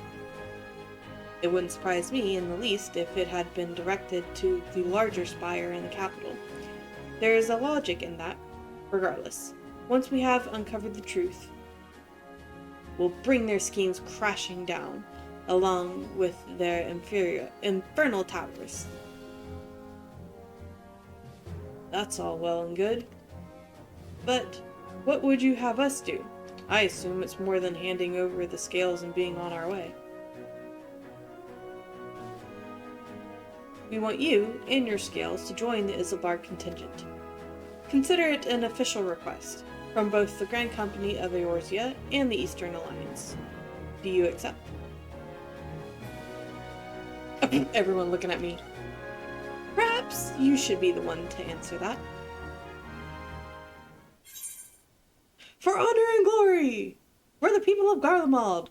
For revenge against the Talaferoi. That one.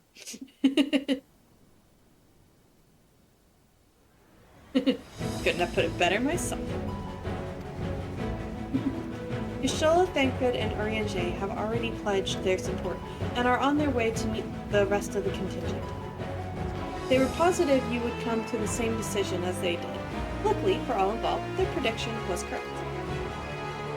Once you have delivered the warding scales to Alimugo, the contingent will embark on its journey to Isilbar. Raban and Lord Emmerich are overseeing preparations, so I suggest you make yourselves known upon arrival. Backwarm furs and the likes. Without it, the cold will do you in before the Talaferoi so much as draw steel. As for us, we'll keep the enemy busy while you're gone. They're not the only ones who can create a diversion.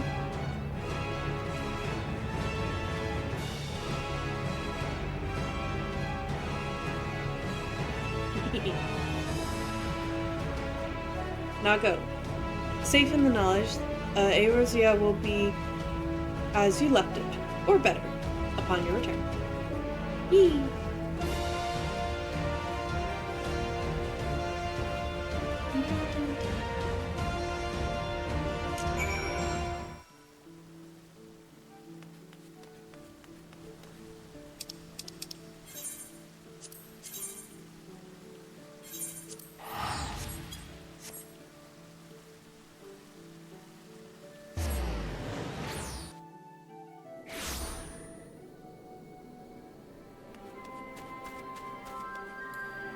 Flying, because these walls.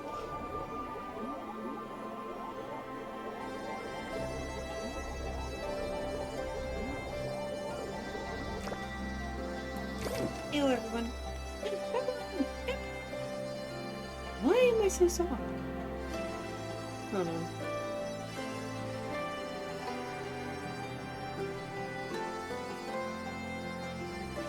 Da-da-da-da. There we go. Dun, dun, dun.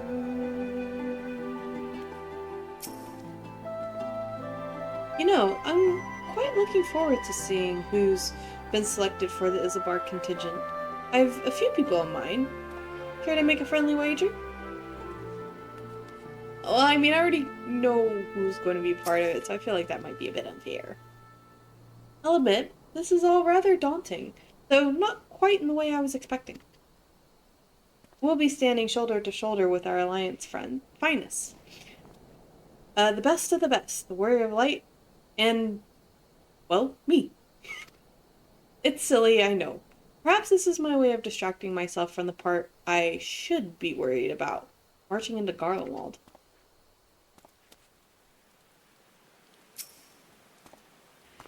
I must quiz Thancred and Urianger on the conditions we can expect in Garlemald.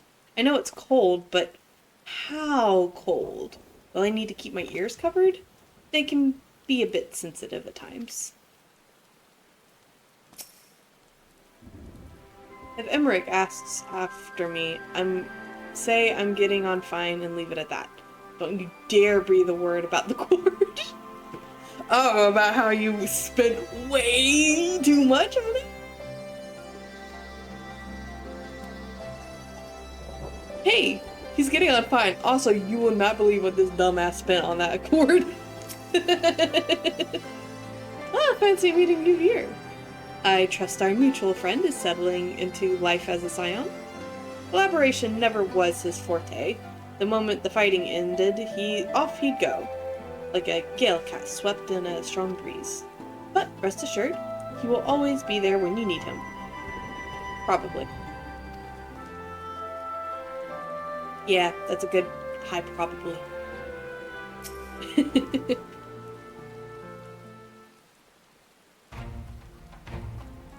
Ah, the Wanderers returned. You've been busy bringing down a tower and producing the keys to destroying the rest of them. You should be proud. Those warding skills of yours are what's made this whole venture possible. Will you and Lord Emmerich be leading the contingent? Regrettably, no. Our role is to organize the various delegations into a cohesive unit. Once we've seen you all off, it's back to our respective posts. We dare not neglect our duties for too long, lest our defensive efforts fall into disarray. And, just between us, there was a fair amount of opposition to the formation of the Isobar contingent. The very suggestion that we send some of our finest troops behind enemy lines to render aid unto Garleans has made me rather unpopular in certain quarters. Can't please them all. Sadly not. Though I do my best. Truth be told, I'd much rather be at your side, charging into the fray. Alas, I've battles of my own to fight. Their words may serve me better than any blade. I hate to say it, but Lord Emmerich's struggles mirror my own. For the time being, the best we can afford you is peace of mind from knowing Eorzea is in safe hands. As you fight the good fight in Isambard, I and the other commanders will do what we can to convince the naysayers that our cause is just. Thank you, both of you. Meet again. Hey, guys! Much has occurred since we parted ways in World. From what I gather, the protective talismans you obtained led to the formation of this expeditionary force. My contribution to the occasion is but a minor one, that being the information I have shared with Maxima. For the sake of the people of Garlemald, may the fates be on your side. So you're not coming with us? Strange. I thought you'd have a stake in this. I do. The Talaferoi have laid waste to my homeland and then enslaved my people. But, though every mote of my being cries for vengeance, I cannot be the one to deliver it. My presence alone would place the entire mission in jeopardy. I stand accused of murdering Emperor Varus and plunging Garlemald into chaos. Were I to travel with the Isobar contingent, it would give my countrymen ample cause to question our motives. Conversely, those who believe me innocent may instead celebrate the return of a former legatus and attempt to raise me to a position of leadership, further destabilizing the region and complicating the contingent's mission. Whether I am branded a villain or hailed as a hero, I would only hinder your efforts. We will deliver your people from harm, in your stead. I doubt they'll be pleased to see the champion of Eorzea set foot on Garlean soil. I understand. Worlst is in your hands.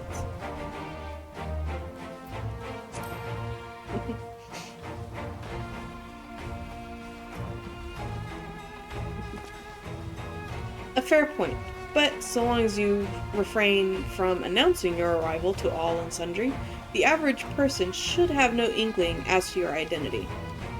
Though your titles and deeds are common knowledge, only select few would recognize you on sight alone. Perhaps one day, when they learn that the Warrior of Light is not a demon to be feared, but a woman deserving of their trust. In light of Gaius's rather unique circumstances, I instead will assume the role of your guide. Though I may have defected for political reasons, my love for Garlemald endures. I would stop at nothing to protect her and her people. Well said. Might I ask you to escort our friends inside? You might even bump into an old acquaintance or two. And if I don't see you again ere you depart, may the Fury guide and protect you. All of you. A capital idea! I just realized that was the name of the class.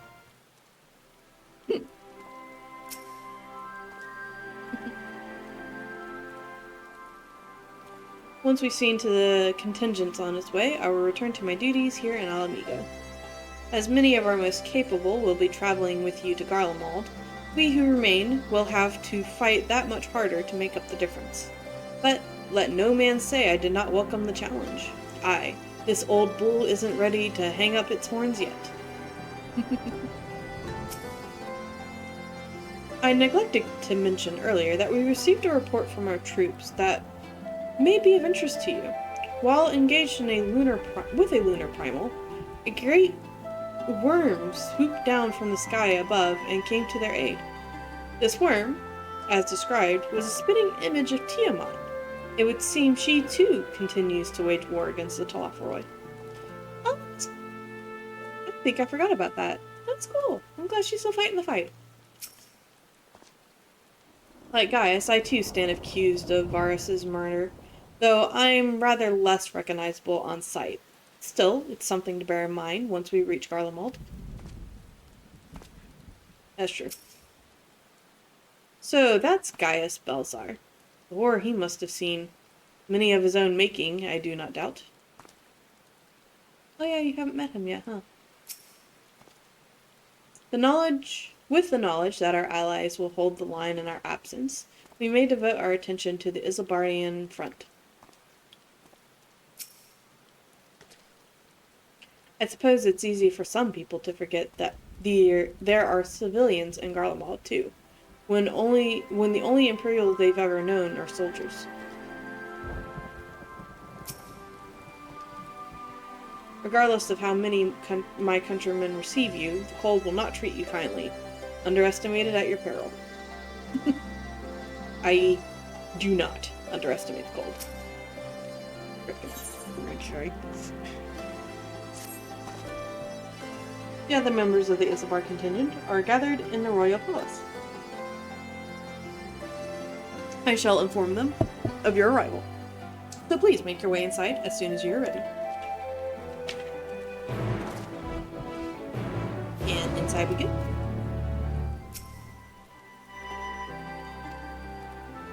Yes, I will. Let's go.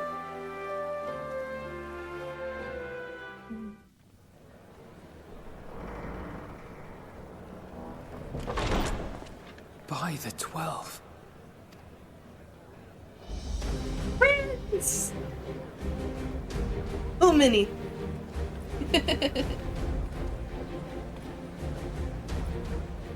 Oh, Glad you hey! could join us. I hope you don't mind, but we went ahead and started without you.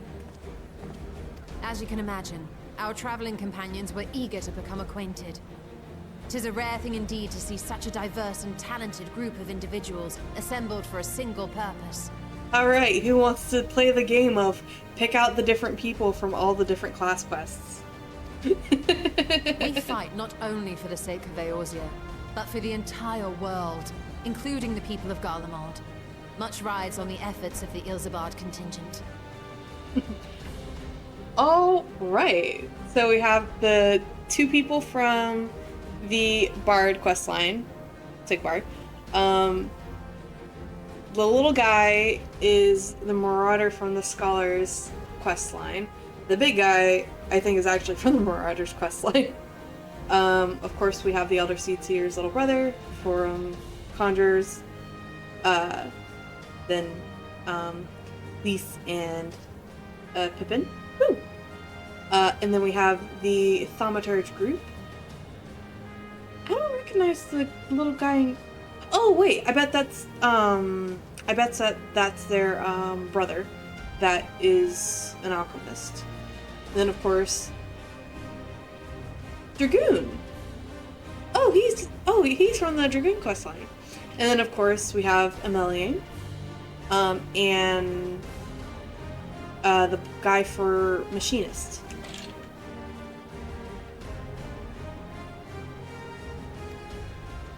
Indeed, which is why Lucia! I'm glad to find myself in the company of many trusted comrades. yourselves included. Right. Oh, right, you're Garlean as well, so you're perfect for this. Lucia. I have come at the behest of Lord Emmerich, who has honored me with the role of Ishgard's representative. And for the good of all nations, not least my former homeland, I am determined to see this mission through to its end. We have a hard road ahead of us, but walk it we shall, together.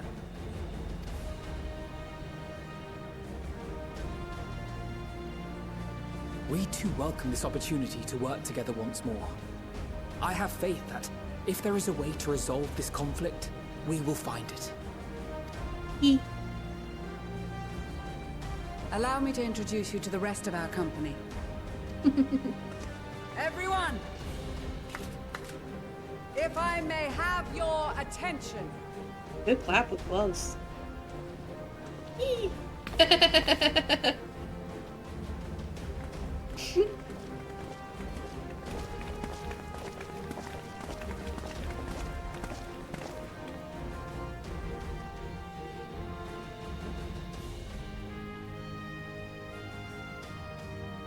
Might I ask you to speak first?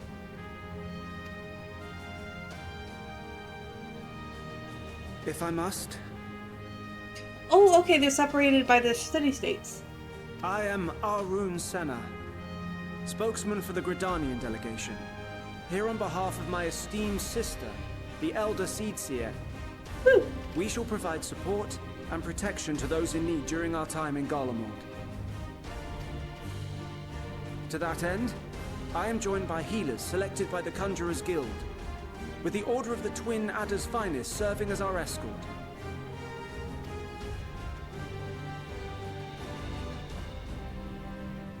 Of course, with an experienced white mage such as yourself accompanying us as well, those requiring more involved treatment will be in safe hands. Raya O sends her regards, by the way. Well, thanks. Just so you know, yes, the dialogue in this section and a couple of other sections of this particular expansion will change vastly depending on what you have done up to this point.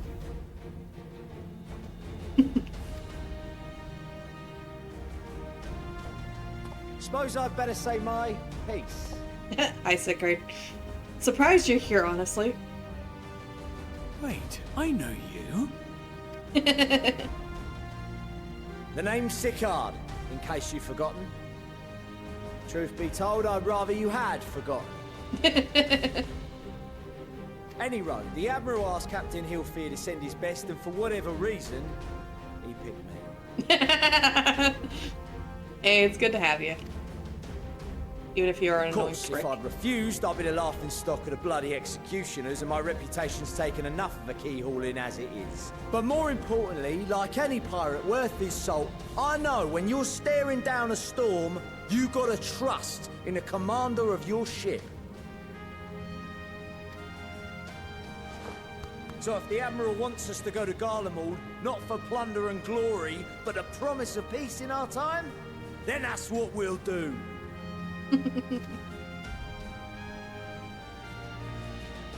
Since we all know how much the Empire loves its steel, we thought we'd bring along a few smiths to make the most of it. Give them a pile of scrap and they'll cobble together anything you fancy. Of course, just like the Gridanians, we got fighters of our own. We might have come with a more constructive purpose in mind, but we're more than capable of cracking skulls, believe you me. Yeah, so they have the Marauders, the Scholar, Well, okay, the Arcanist, aka the Scholar and the Summoner.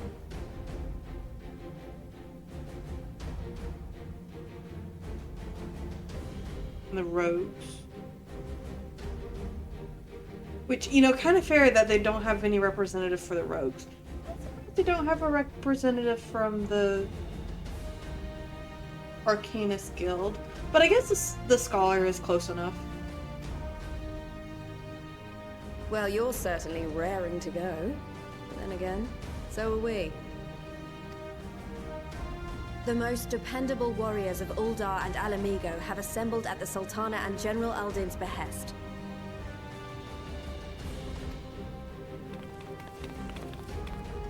Oh no, she's if a pugilist. has truly Oh, okay, I fallen, recognize her then now. The whole place is likely to be crawling with Telophoroi. We'll need plenty of troops to clear and hold a path for others to follow. That's where we come in. Naturally, Marshal Tarapin and I will be leading from the front. I love her and then all the It's Lalafell. been some time since I last saw you in your element on the battlefield. From what I've heard, you've become pretty fearsome yourself. Master Matoya, the Avatar of Destruction. Okay, who said that?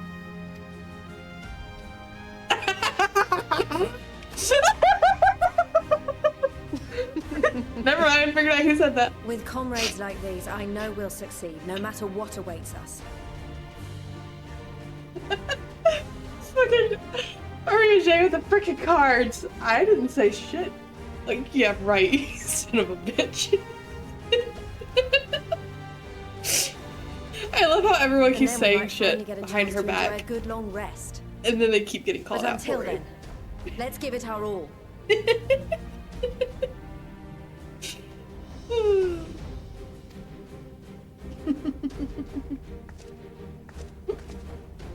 As for Ishgard, we Temple Knights have come in force to uphold our nation's commitment to the peace and welfare of our allies.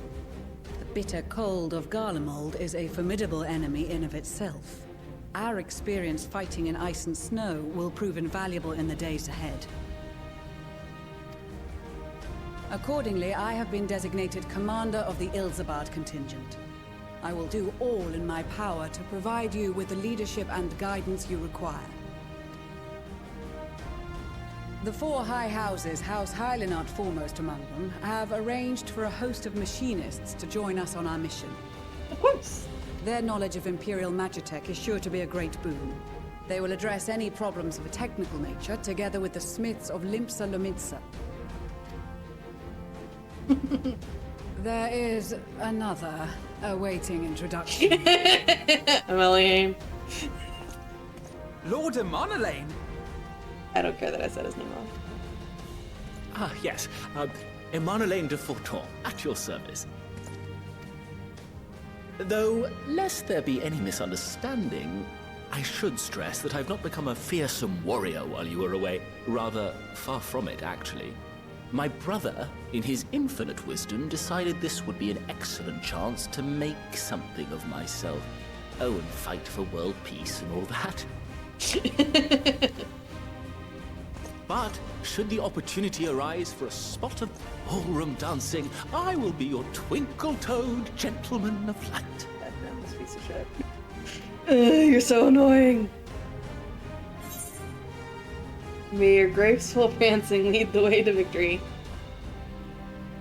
I dare say your fancy footwork may be all that stands between us and certain doom.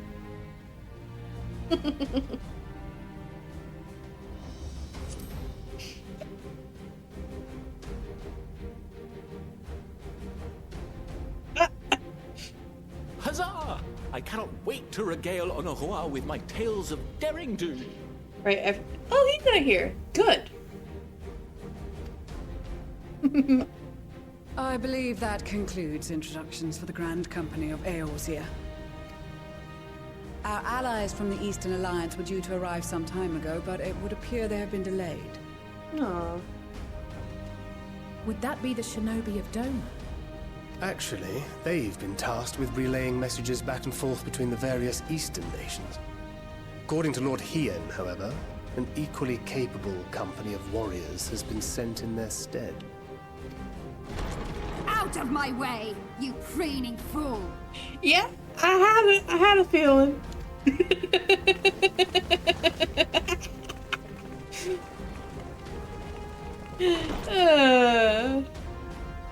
Hey. Hello. Welcome. Forgive us for coming late. We are the delegates of the Eastern Alliance. Cyrena, and you've brought company. Oh, Cyrena. I thought it was Serena. My bad. For battle and blood we come. Yes, I do. As a step is sorely lacking in both. No towers befoul our lands, so we marched on those of Doma, only to find them beyond our reach. And now our thirst for slaughter will be Girl, calm down. No quarter to the enemy. Jeez. Sadu Hatun, no. We go to make peace with the Iron Men, not war. Warriors of the Steppe, we've heard many tales of your bravery. We welcome you as allies. And these other ones you have brought are... Asia. Members of the Dalmascan resistance group, Lente's Tears. Eee! I do know these people. And the Bosnian resistance. Between them, they have a wealth of experience in espionage, and are particularly adept at infiltrating Imperial facilities. Which is fortuitous, since Garlemald's domain is so vast that I could never hope to handle reconnaissance duties all by myself. Dalmasca, Bosnia, Alamigo. All lands which have suffered the tyranny of the Empire. I would never presume to question your motives. Nevertheless, I must reiterate that our goal is to aid the victims of the Telophoroi, the common folk of Garlemald. And they are victims, make no mistake. Though I understand that many may struggle to see them as such. You're more right than you know. For every one of us that answered the call, there were a dozen that refused. Not only in Alamigo, but everywhere we went. And who could blame them? The Empire's always been the enemy. But after seeing what we've seen, fighting and working against and with Garleans, there's no denying the simple truth. They're just people. No different from you or I. They've got their share of liars and murderers, but so do we. So do we all. Fordola, who once swore herself to Garlemald, has proven herself a trusted ally time and time again. Every Eorzean here knows Cid Garland, the Imperial defector who shared with us countless technological wonders. Gaius bloody Baelsar himself is working to help rebuild Wurlid, a nation he once conquered. So you can believe me when I say that every fighter here understands and accepts that the Imperials are not monsters and are deserving of help. Or at least that they were able to put aside their feelings for the greater good. It won't be easy, but we're all determined to make this world a better place.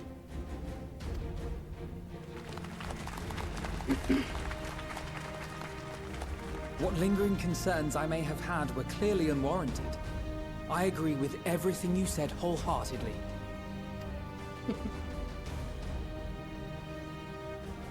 Then we are in accord. Now, let us review our strategy. To reach the Garlean capital in northern Ilsabard, we must cross the central mountain range. Fortunately, Garlund Ironworks can provide aerial transport, sparing us this most treacherous part of our journey.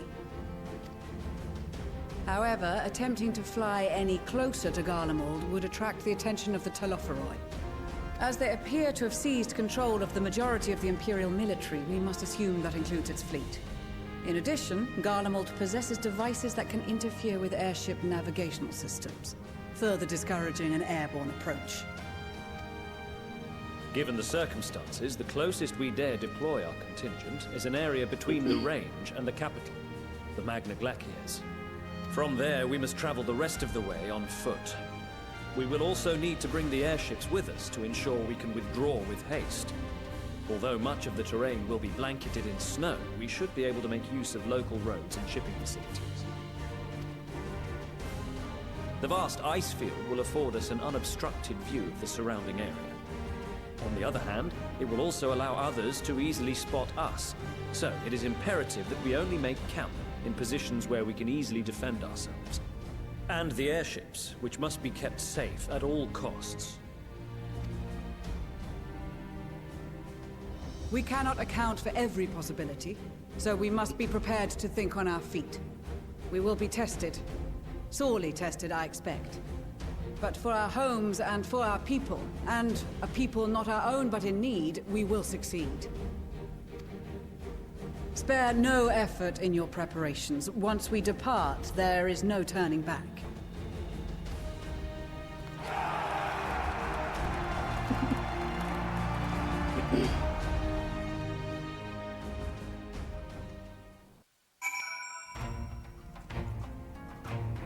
So many people.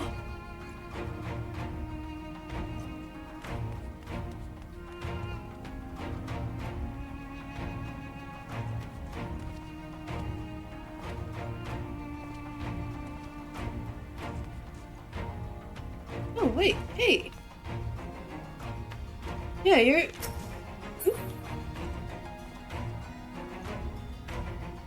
From... Blacksmith, I think. Sometimes I get the blacksmiths and the armor guild people confused. They are right next to each other.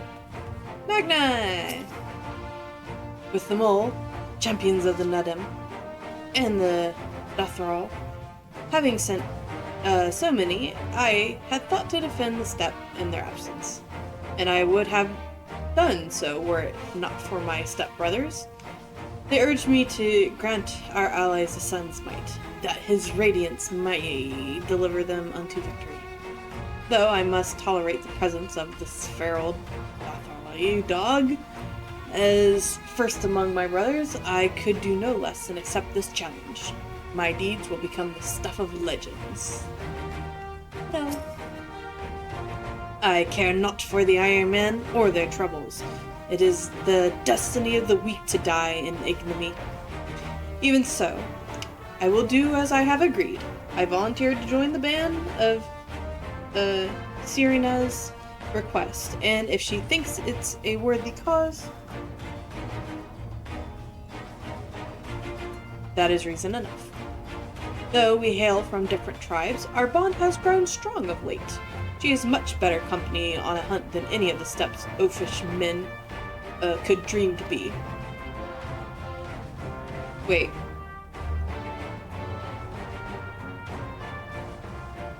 Are you gay? That would explain a lot, actually.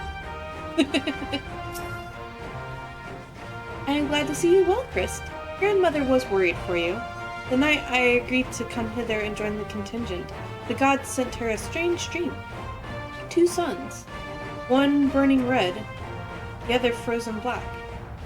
Closer they circled, closer and closer, and as they danced the world fell to ruin. In a blinding chaos she spied blackened silhouettes, and knew at once that one was yours. Yet we knew not how to interpret this dream, save as a sign that great danger awaits. But whatever lies ahead, I will walk with you, traveler.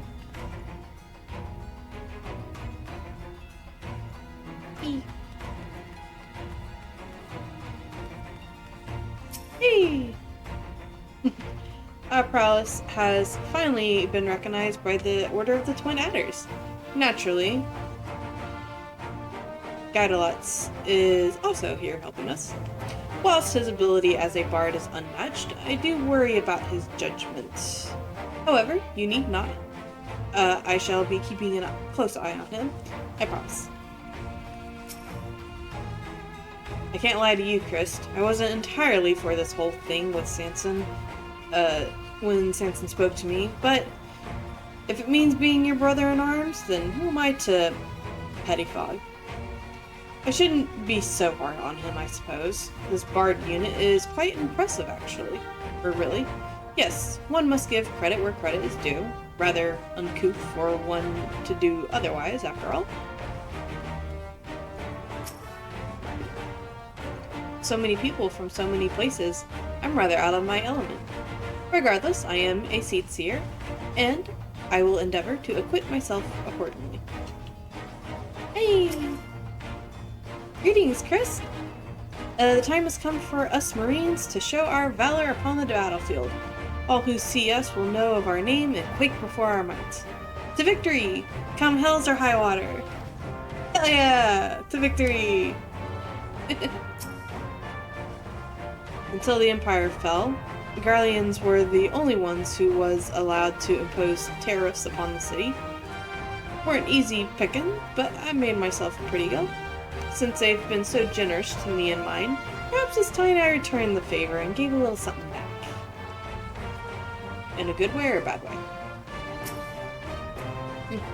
I'm here representing the Marauders Guild, and it's my job to keep the Smiths out of harm's way. Mind you, with the hammer of theirs, they can put up a fair fight themselves. With a bit of luck, this will be over and done for before you know it. Maybe when this is all over, ye could pay the Axemaster a visit. He still tells all the new recruits about the time he killed Kajata and avenged the boy's parents. I remember it like it was yesterday. Often has Father told me of the struggles faced by Alamigo in the days of the occupation, and I too have crossed swords with the Empire on many occasions. Though Garlemald has long been our bitter enemy, Her Grace has elected to bolster the Isbar contingent with members of the Immortal Flames. As representatives of the Sultanate, we are one in our commitment to the cause.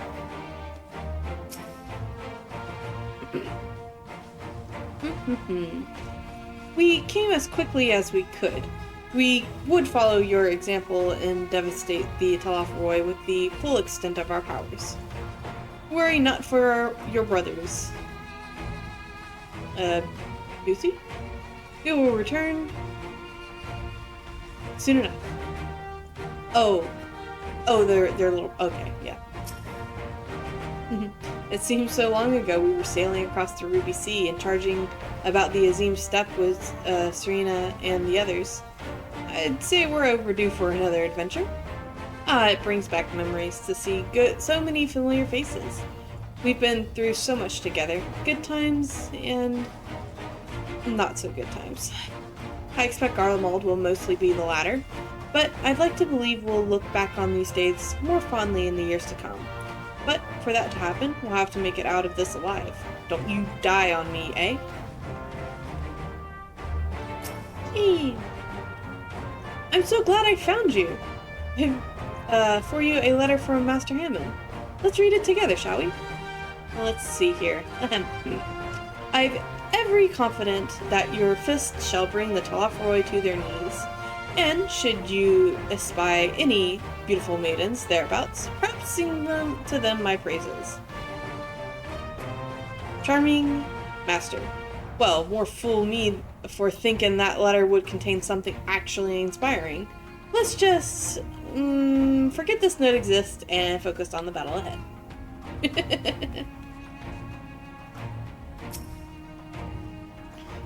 I cast my lot with the Populares to bridge the divide between Garlemald and her territories, that all may be united in common cause. But we were disparaged as a radical element, discentered, looking to destabilize the Empire from within.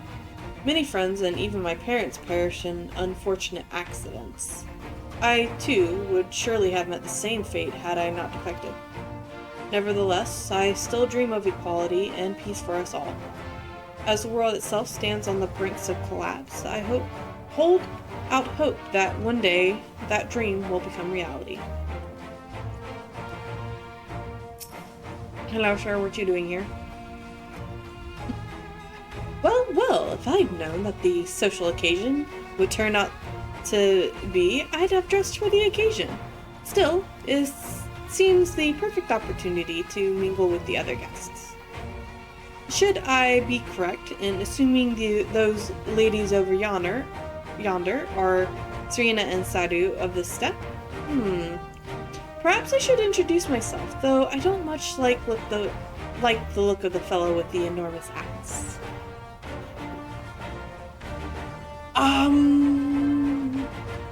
If you wish to keep your head, do not talk to them. Any of them. Well met, Christ. Well met. 'Twould seem that my machinists have been called upon to serve a turn of events which, according to my prospectometer, could prove to be quite the opportunity. I shall show the world the full extent of machinistry's worth. Of that and more, you can be sure of, my friend. Let me have a look at you. A touch nervous to enter the battlefield, perhaps? Well, I shall be out there alongside you as a temple knight serving with your fine gun. Though I may not look it, I was a Zer Dragoon once upon a time, so you can rest assured that I will give all that I have in the coming fight. Certainly won't be shown up by you or Estinian. I've close ties with the scouts of the Eastern Alliance and the various resistance groups, and they're an absolute joy to work with. Blessed are we to have made countless steadfast allies over the journey's course.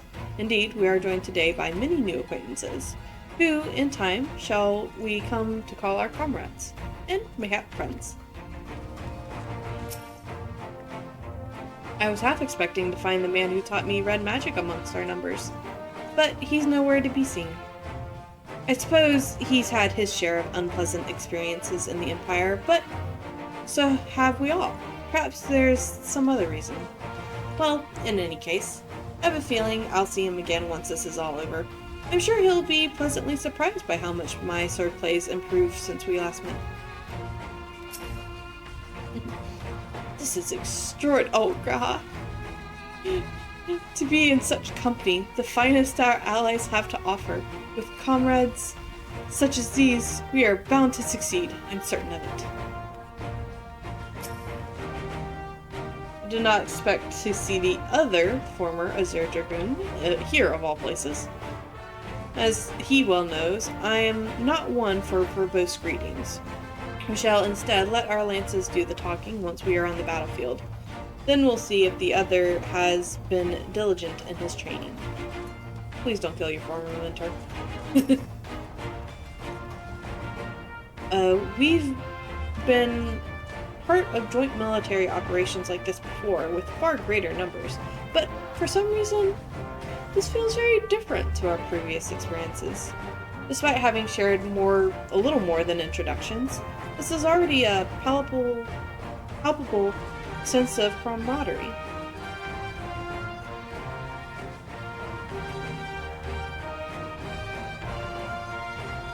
Also,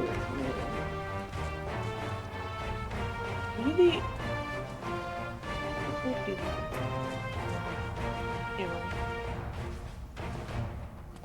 Are you the... Is this the armor?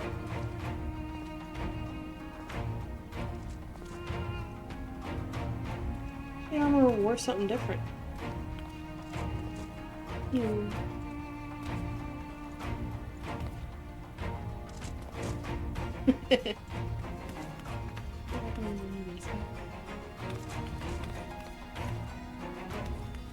Ew.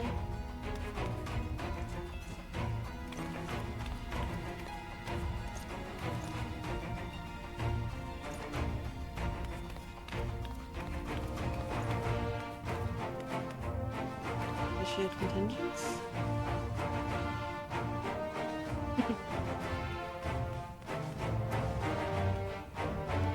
What's this so petite?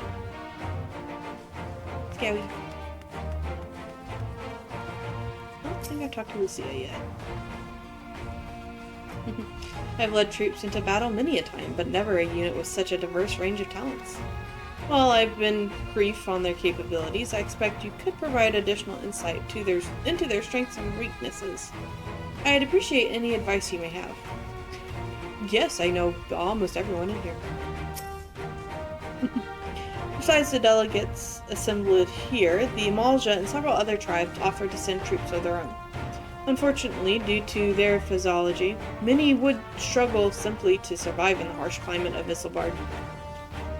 They would also likely prove tempting targets for abduction by the Talafroi. All things considered, they can better aid the cause by bolstering our defenses in Eorzea, though their eagerness to do more has been noted. We few shall have to suffice. Ere we embark, we must distribute the warding scales to our comrades. Care to do the honors? Yee.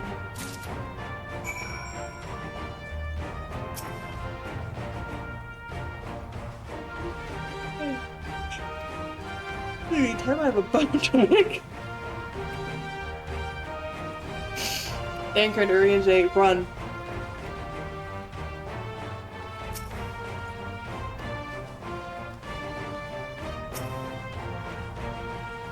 Warding scales for the Ishgardian delegation, I take it?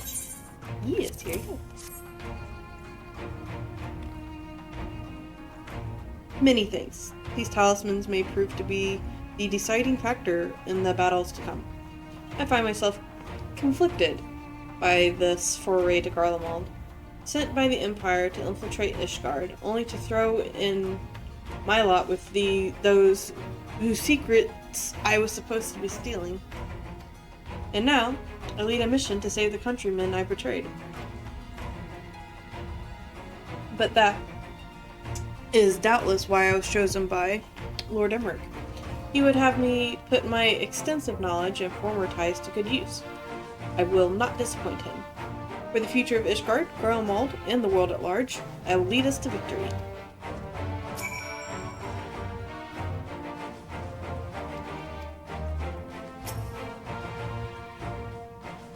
Have a set of warding scales I spy. Not that I would know what they look like.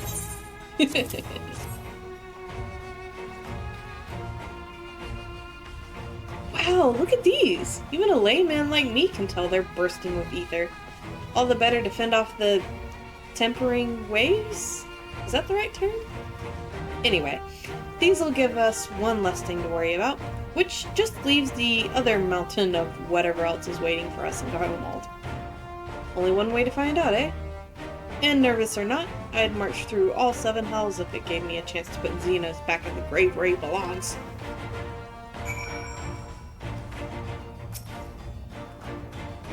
Heard you got something for us?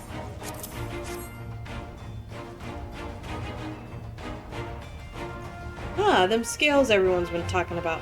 Pretty little things, ain't they? Reckon they'll be worth a gill or two when this is all over, but we'll hold on to them for now. And one more thing. I know what you're all thinking. Why didn't I send that person instead? Bugger if I know! All the Admiral and Captain Hilfrey told me was they need someone to help safeguard the future, and here I am. Can't say they haven't got a sense of humor. Of course, some of you might be wondering what good a pirate is on dry land, and in the middle of a sodden snow of all places. Well, me and my crew will do whatever needs doing, so let's set sail, or whatever the saying goes on airships.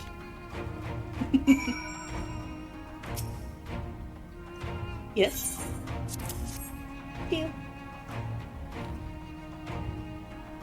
So these are the famed warding scales. Enough for me and my men, I see. Under normal circumstances, I would not be allowed to travel outside the 12's Wood, but the Elder Seedseer, however, has granted me special permission. She has bid me lend my magics to the people of Garlemald while learning all that I can of their ways. In doing so, I will come closer to understanding myself and my place in the world. Or so she says. I say it is past time our allies benefited from the power of the Seedseer's disposal. Some bemoan that we hide our light under a bushel, and I intend to address that criticism.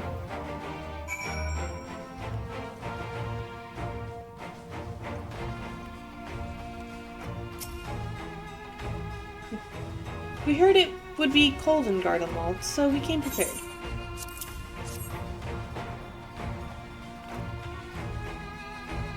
Oh, the talismans! We are to keep them close at all times, yes? I will see that no one misplaces theirs. Ah, and before I forget, I have a message from Ian. In distant lands and times of strife, together stand, together fight. In darkness shines the light of life. I hope I've done his words justice. Doma, much like Othard, has been plagued by the towers, yet, while he could not be here, he wished to express his shared convictions. He and Inuyuri labor without rest to reunite the people. And, with their aid, will we keep the enemy at bay. And we at the Steppe in the Eastern Alliance will repay their efforts by ending this war.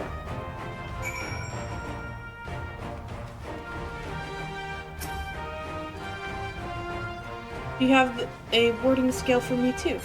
I do. Here you go. Thank you for this, and for going to such incredible lengths for the sake of my people. Though I have little to offer in return, I would impart some advice if I may. You have been told by many to wear the Cold of Isbard, and I cannot stress enough that this is no token of warning. I will be distributing specially made warming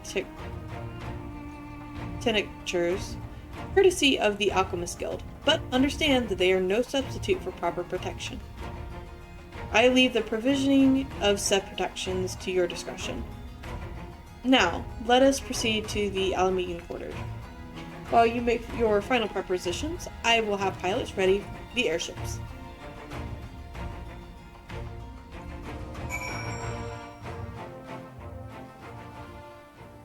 Phew, so many people.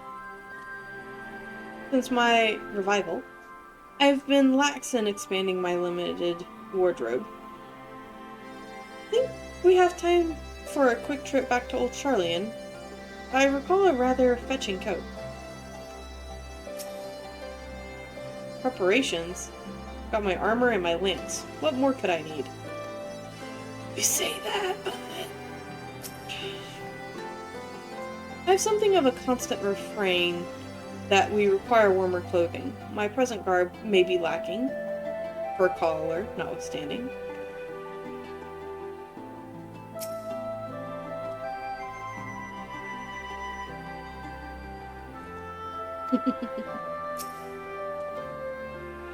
Concoctions to fortify the flesh against wind and cold are commonly sold in Old Oz markets, though they are of dubious provinces and efficacy.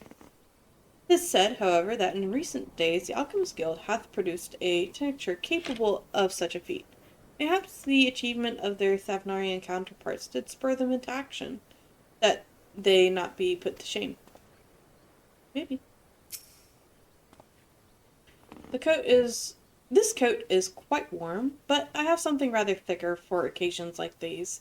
There's no telling how long we'll be out in the open, and we can't go starting fires willy-nilly if we want to avoid detection.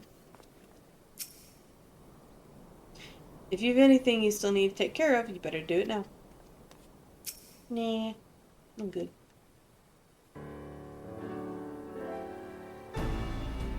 This is our last chance to make ready before we set forth. You needn't worry about Urianger and I. We still have what we wore in Garlemald before. Estinian claims to be quite warm and toasty beneath his armor, and since he spent a fair bit of time up north recently as well, I have no reason to doubt his words. I was doubting Estinian for a second, but actually, no, that makes sense.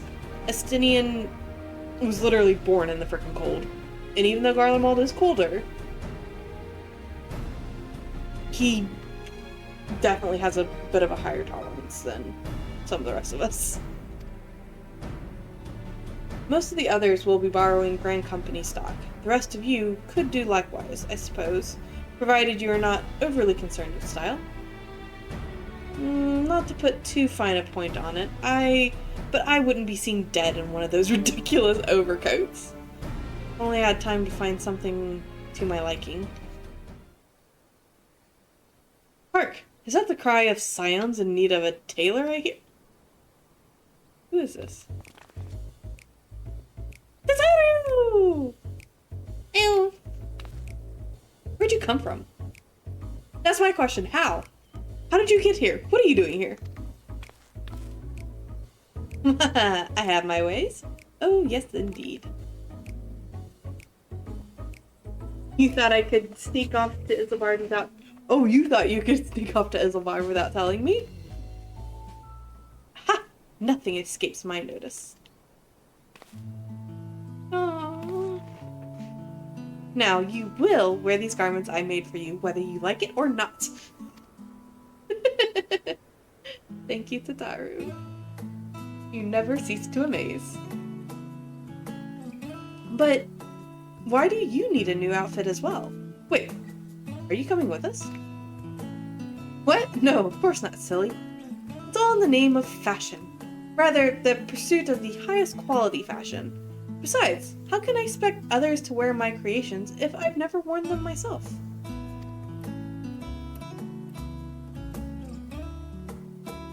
Ah, I did have one other thing to share. Are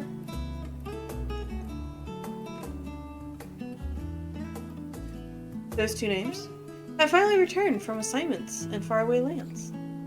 They'll be staying at the Rising Stones for a while to keep an eye on events throughout Eorzea. Since they'll be running things back at headquarters, I was wondering if I could lend a hand. And Charlian. Oh, why not? You can keep Prowl company at the Baldesian Annex. Yes, we'd love to have you there. And I heard that they did a fine job carrying on in our stead while we were lying comatose. With them in charge of the Rising Stones, we've nothing to worry about. My thoughts exactly. Also, while I'm confident you won't go collapsing again, because a certain someone who shall remain nameless isn't in a position to transport your souls to another world, if anything similarly disastrous were to happen, I'll be well positioned to do something about it. Anyway, I've got a few things to take care of, and then I'll make my way to Charlian. I really do hope these new clothes are enough to keep you warm in Garlemald. It's not much, but it's the only thing I can do for you. And other than pray for your safe return, which I will, every day. Let's not keep the contingents waiting any longer.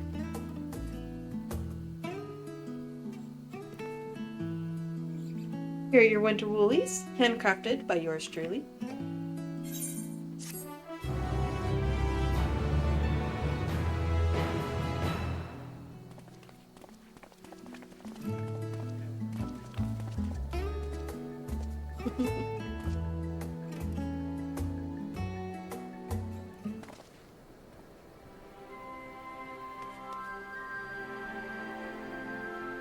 Out there.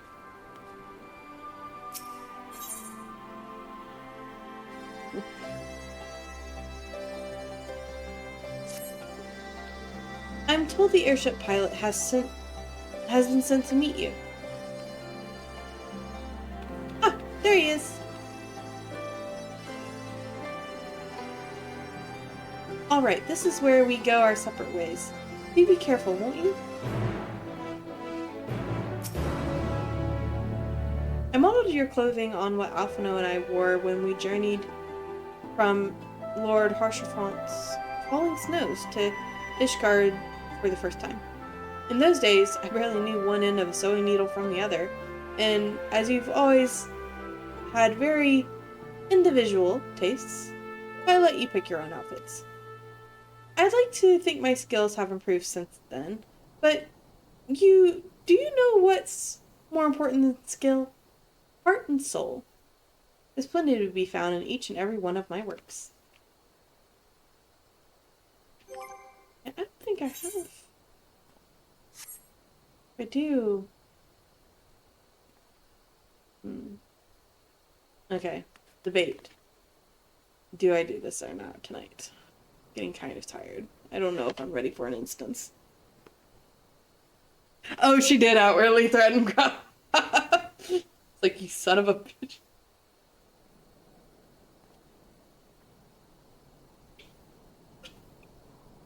It's like, you teleported everyone to a different freaking world, and then you almost made it through it. They couldn't come back.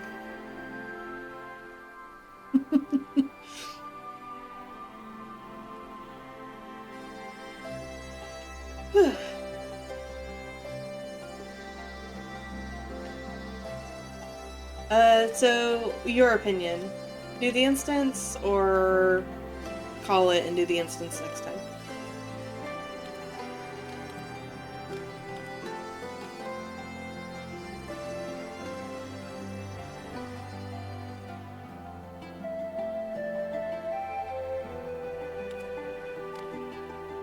Cool. That's how I'm feeling as well. Alright. Well, thank you for peeps who are watching. I hope y'all enjoyed the trip down memory lane of meeting people from all the different class quests. And just before, this isn't going to be the last time. We will see some of them later. And maybe some from other classes, maybe? It's gonna be great. I love it. But anywho, thank you everyone for watching. And until next time. Bye.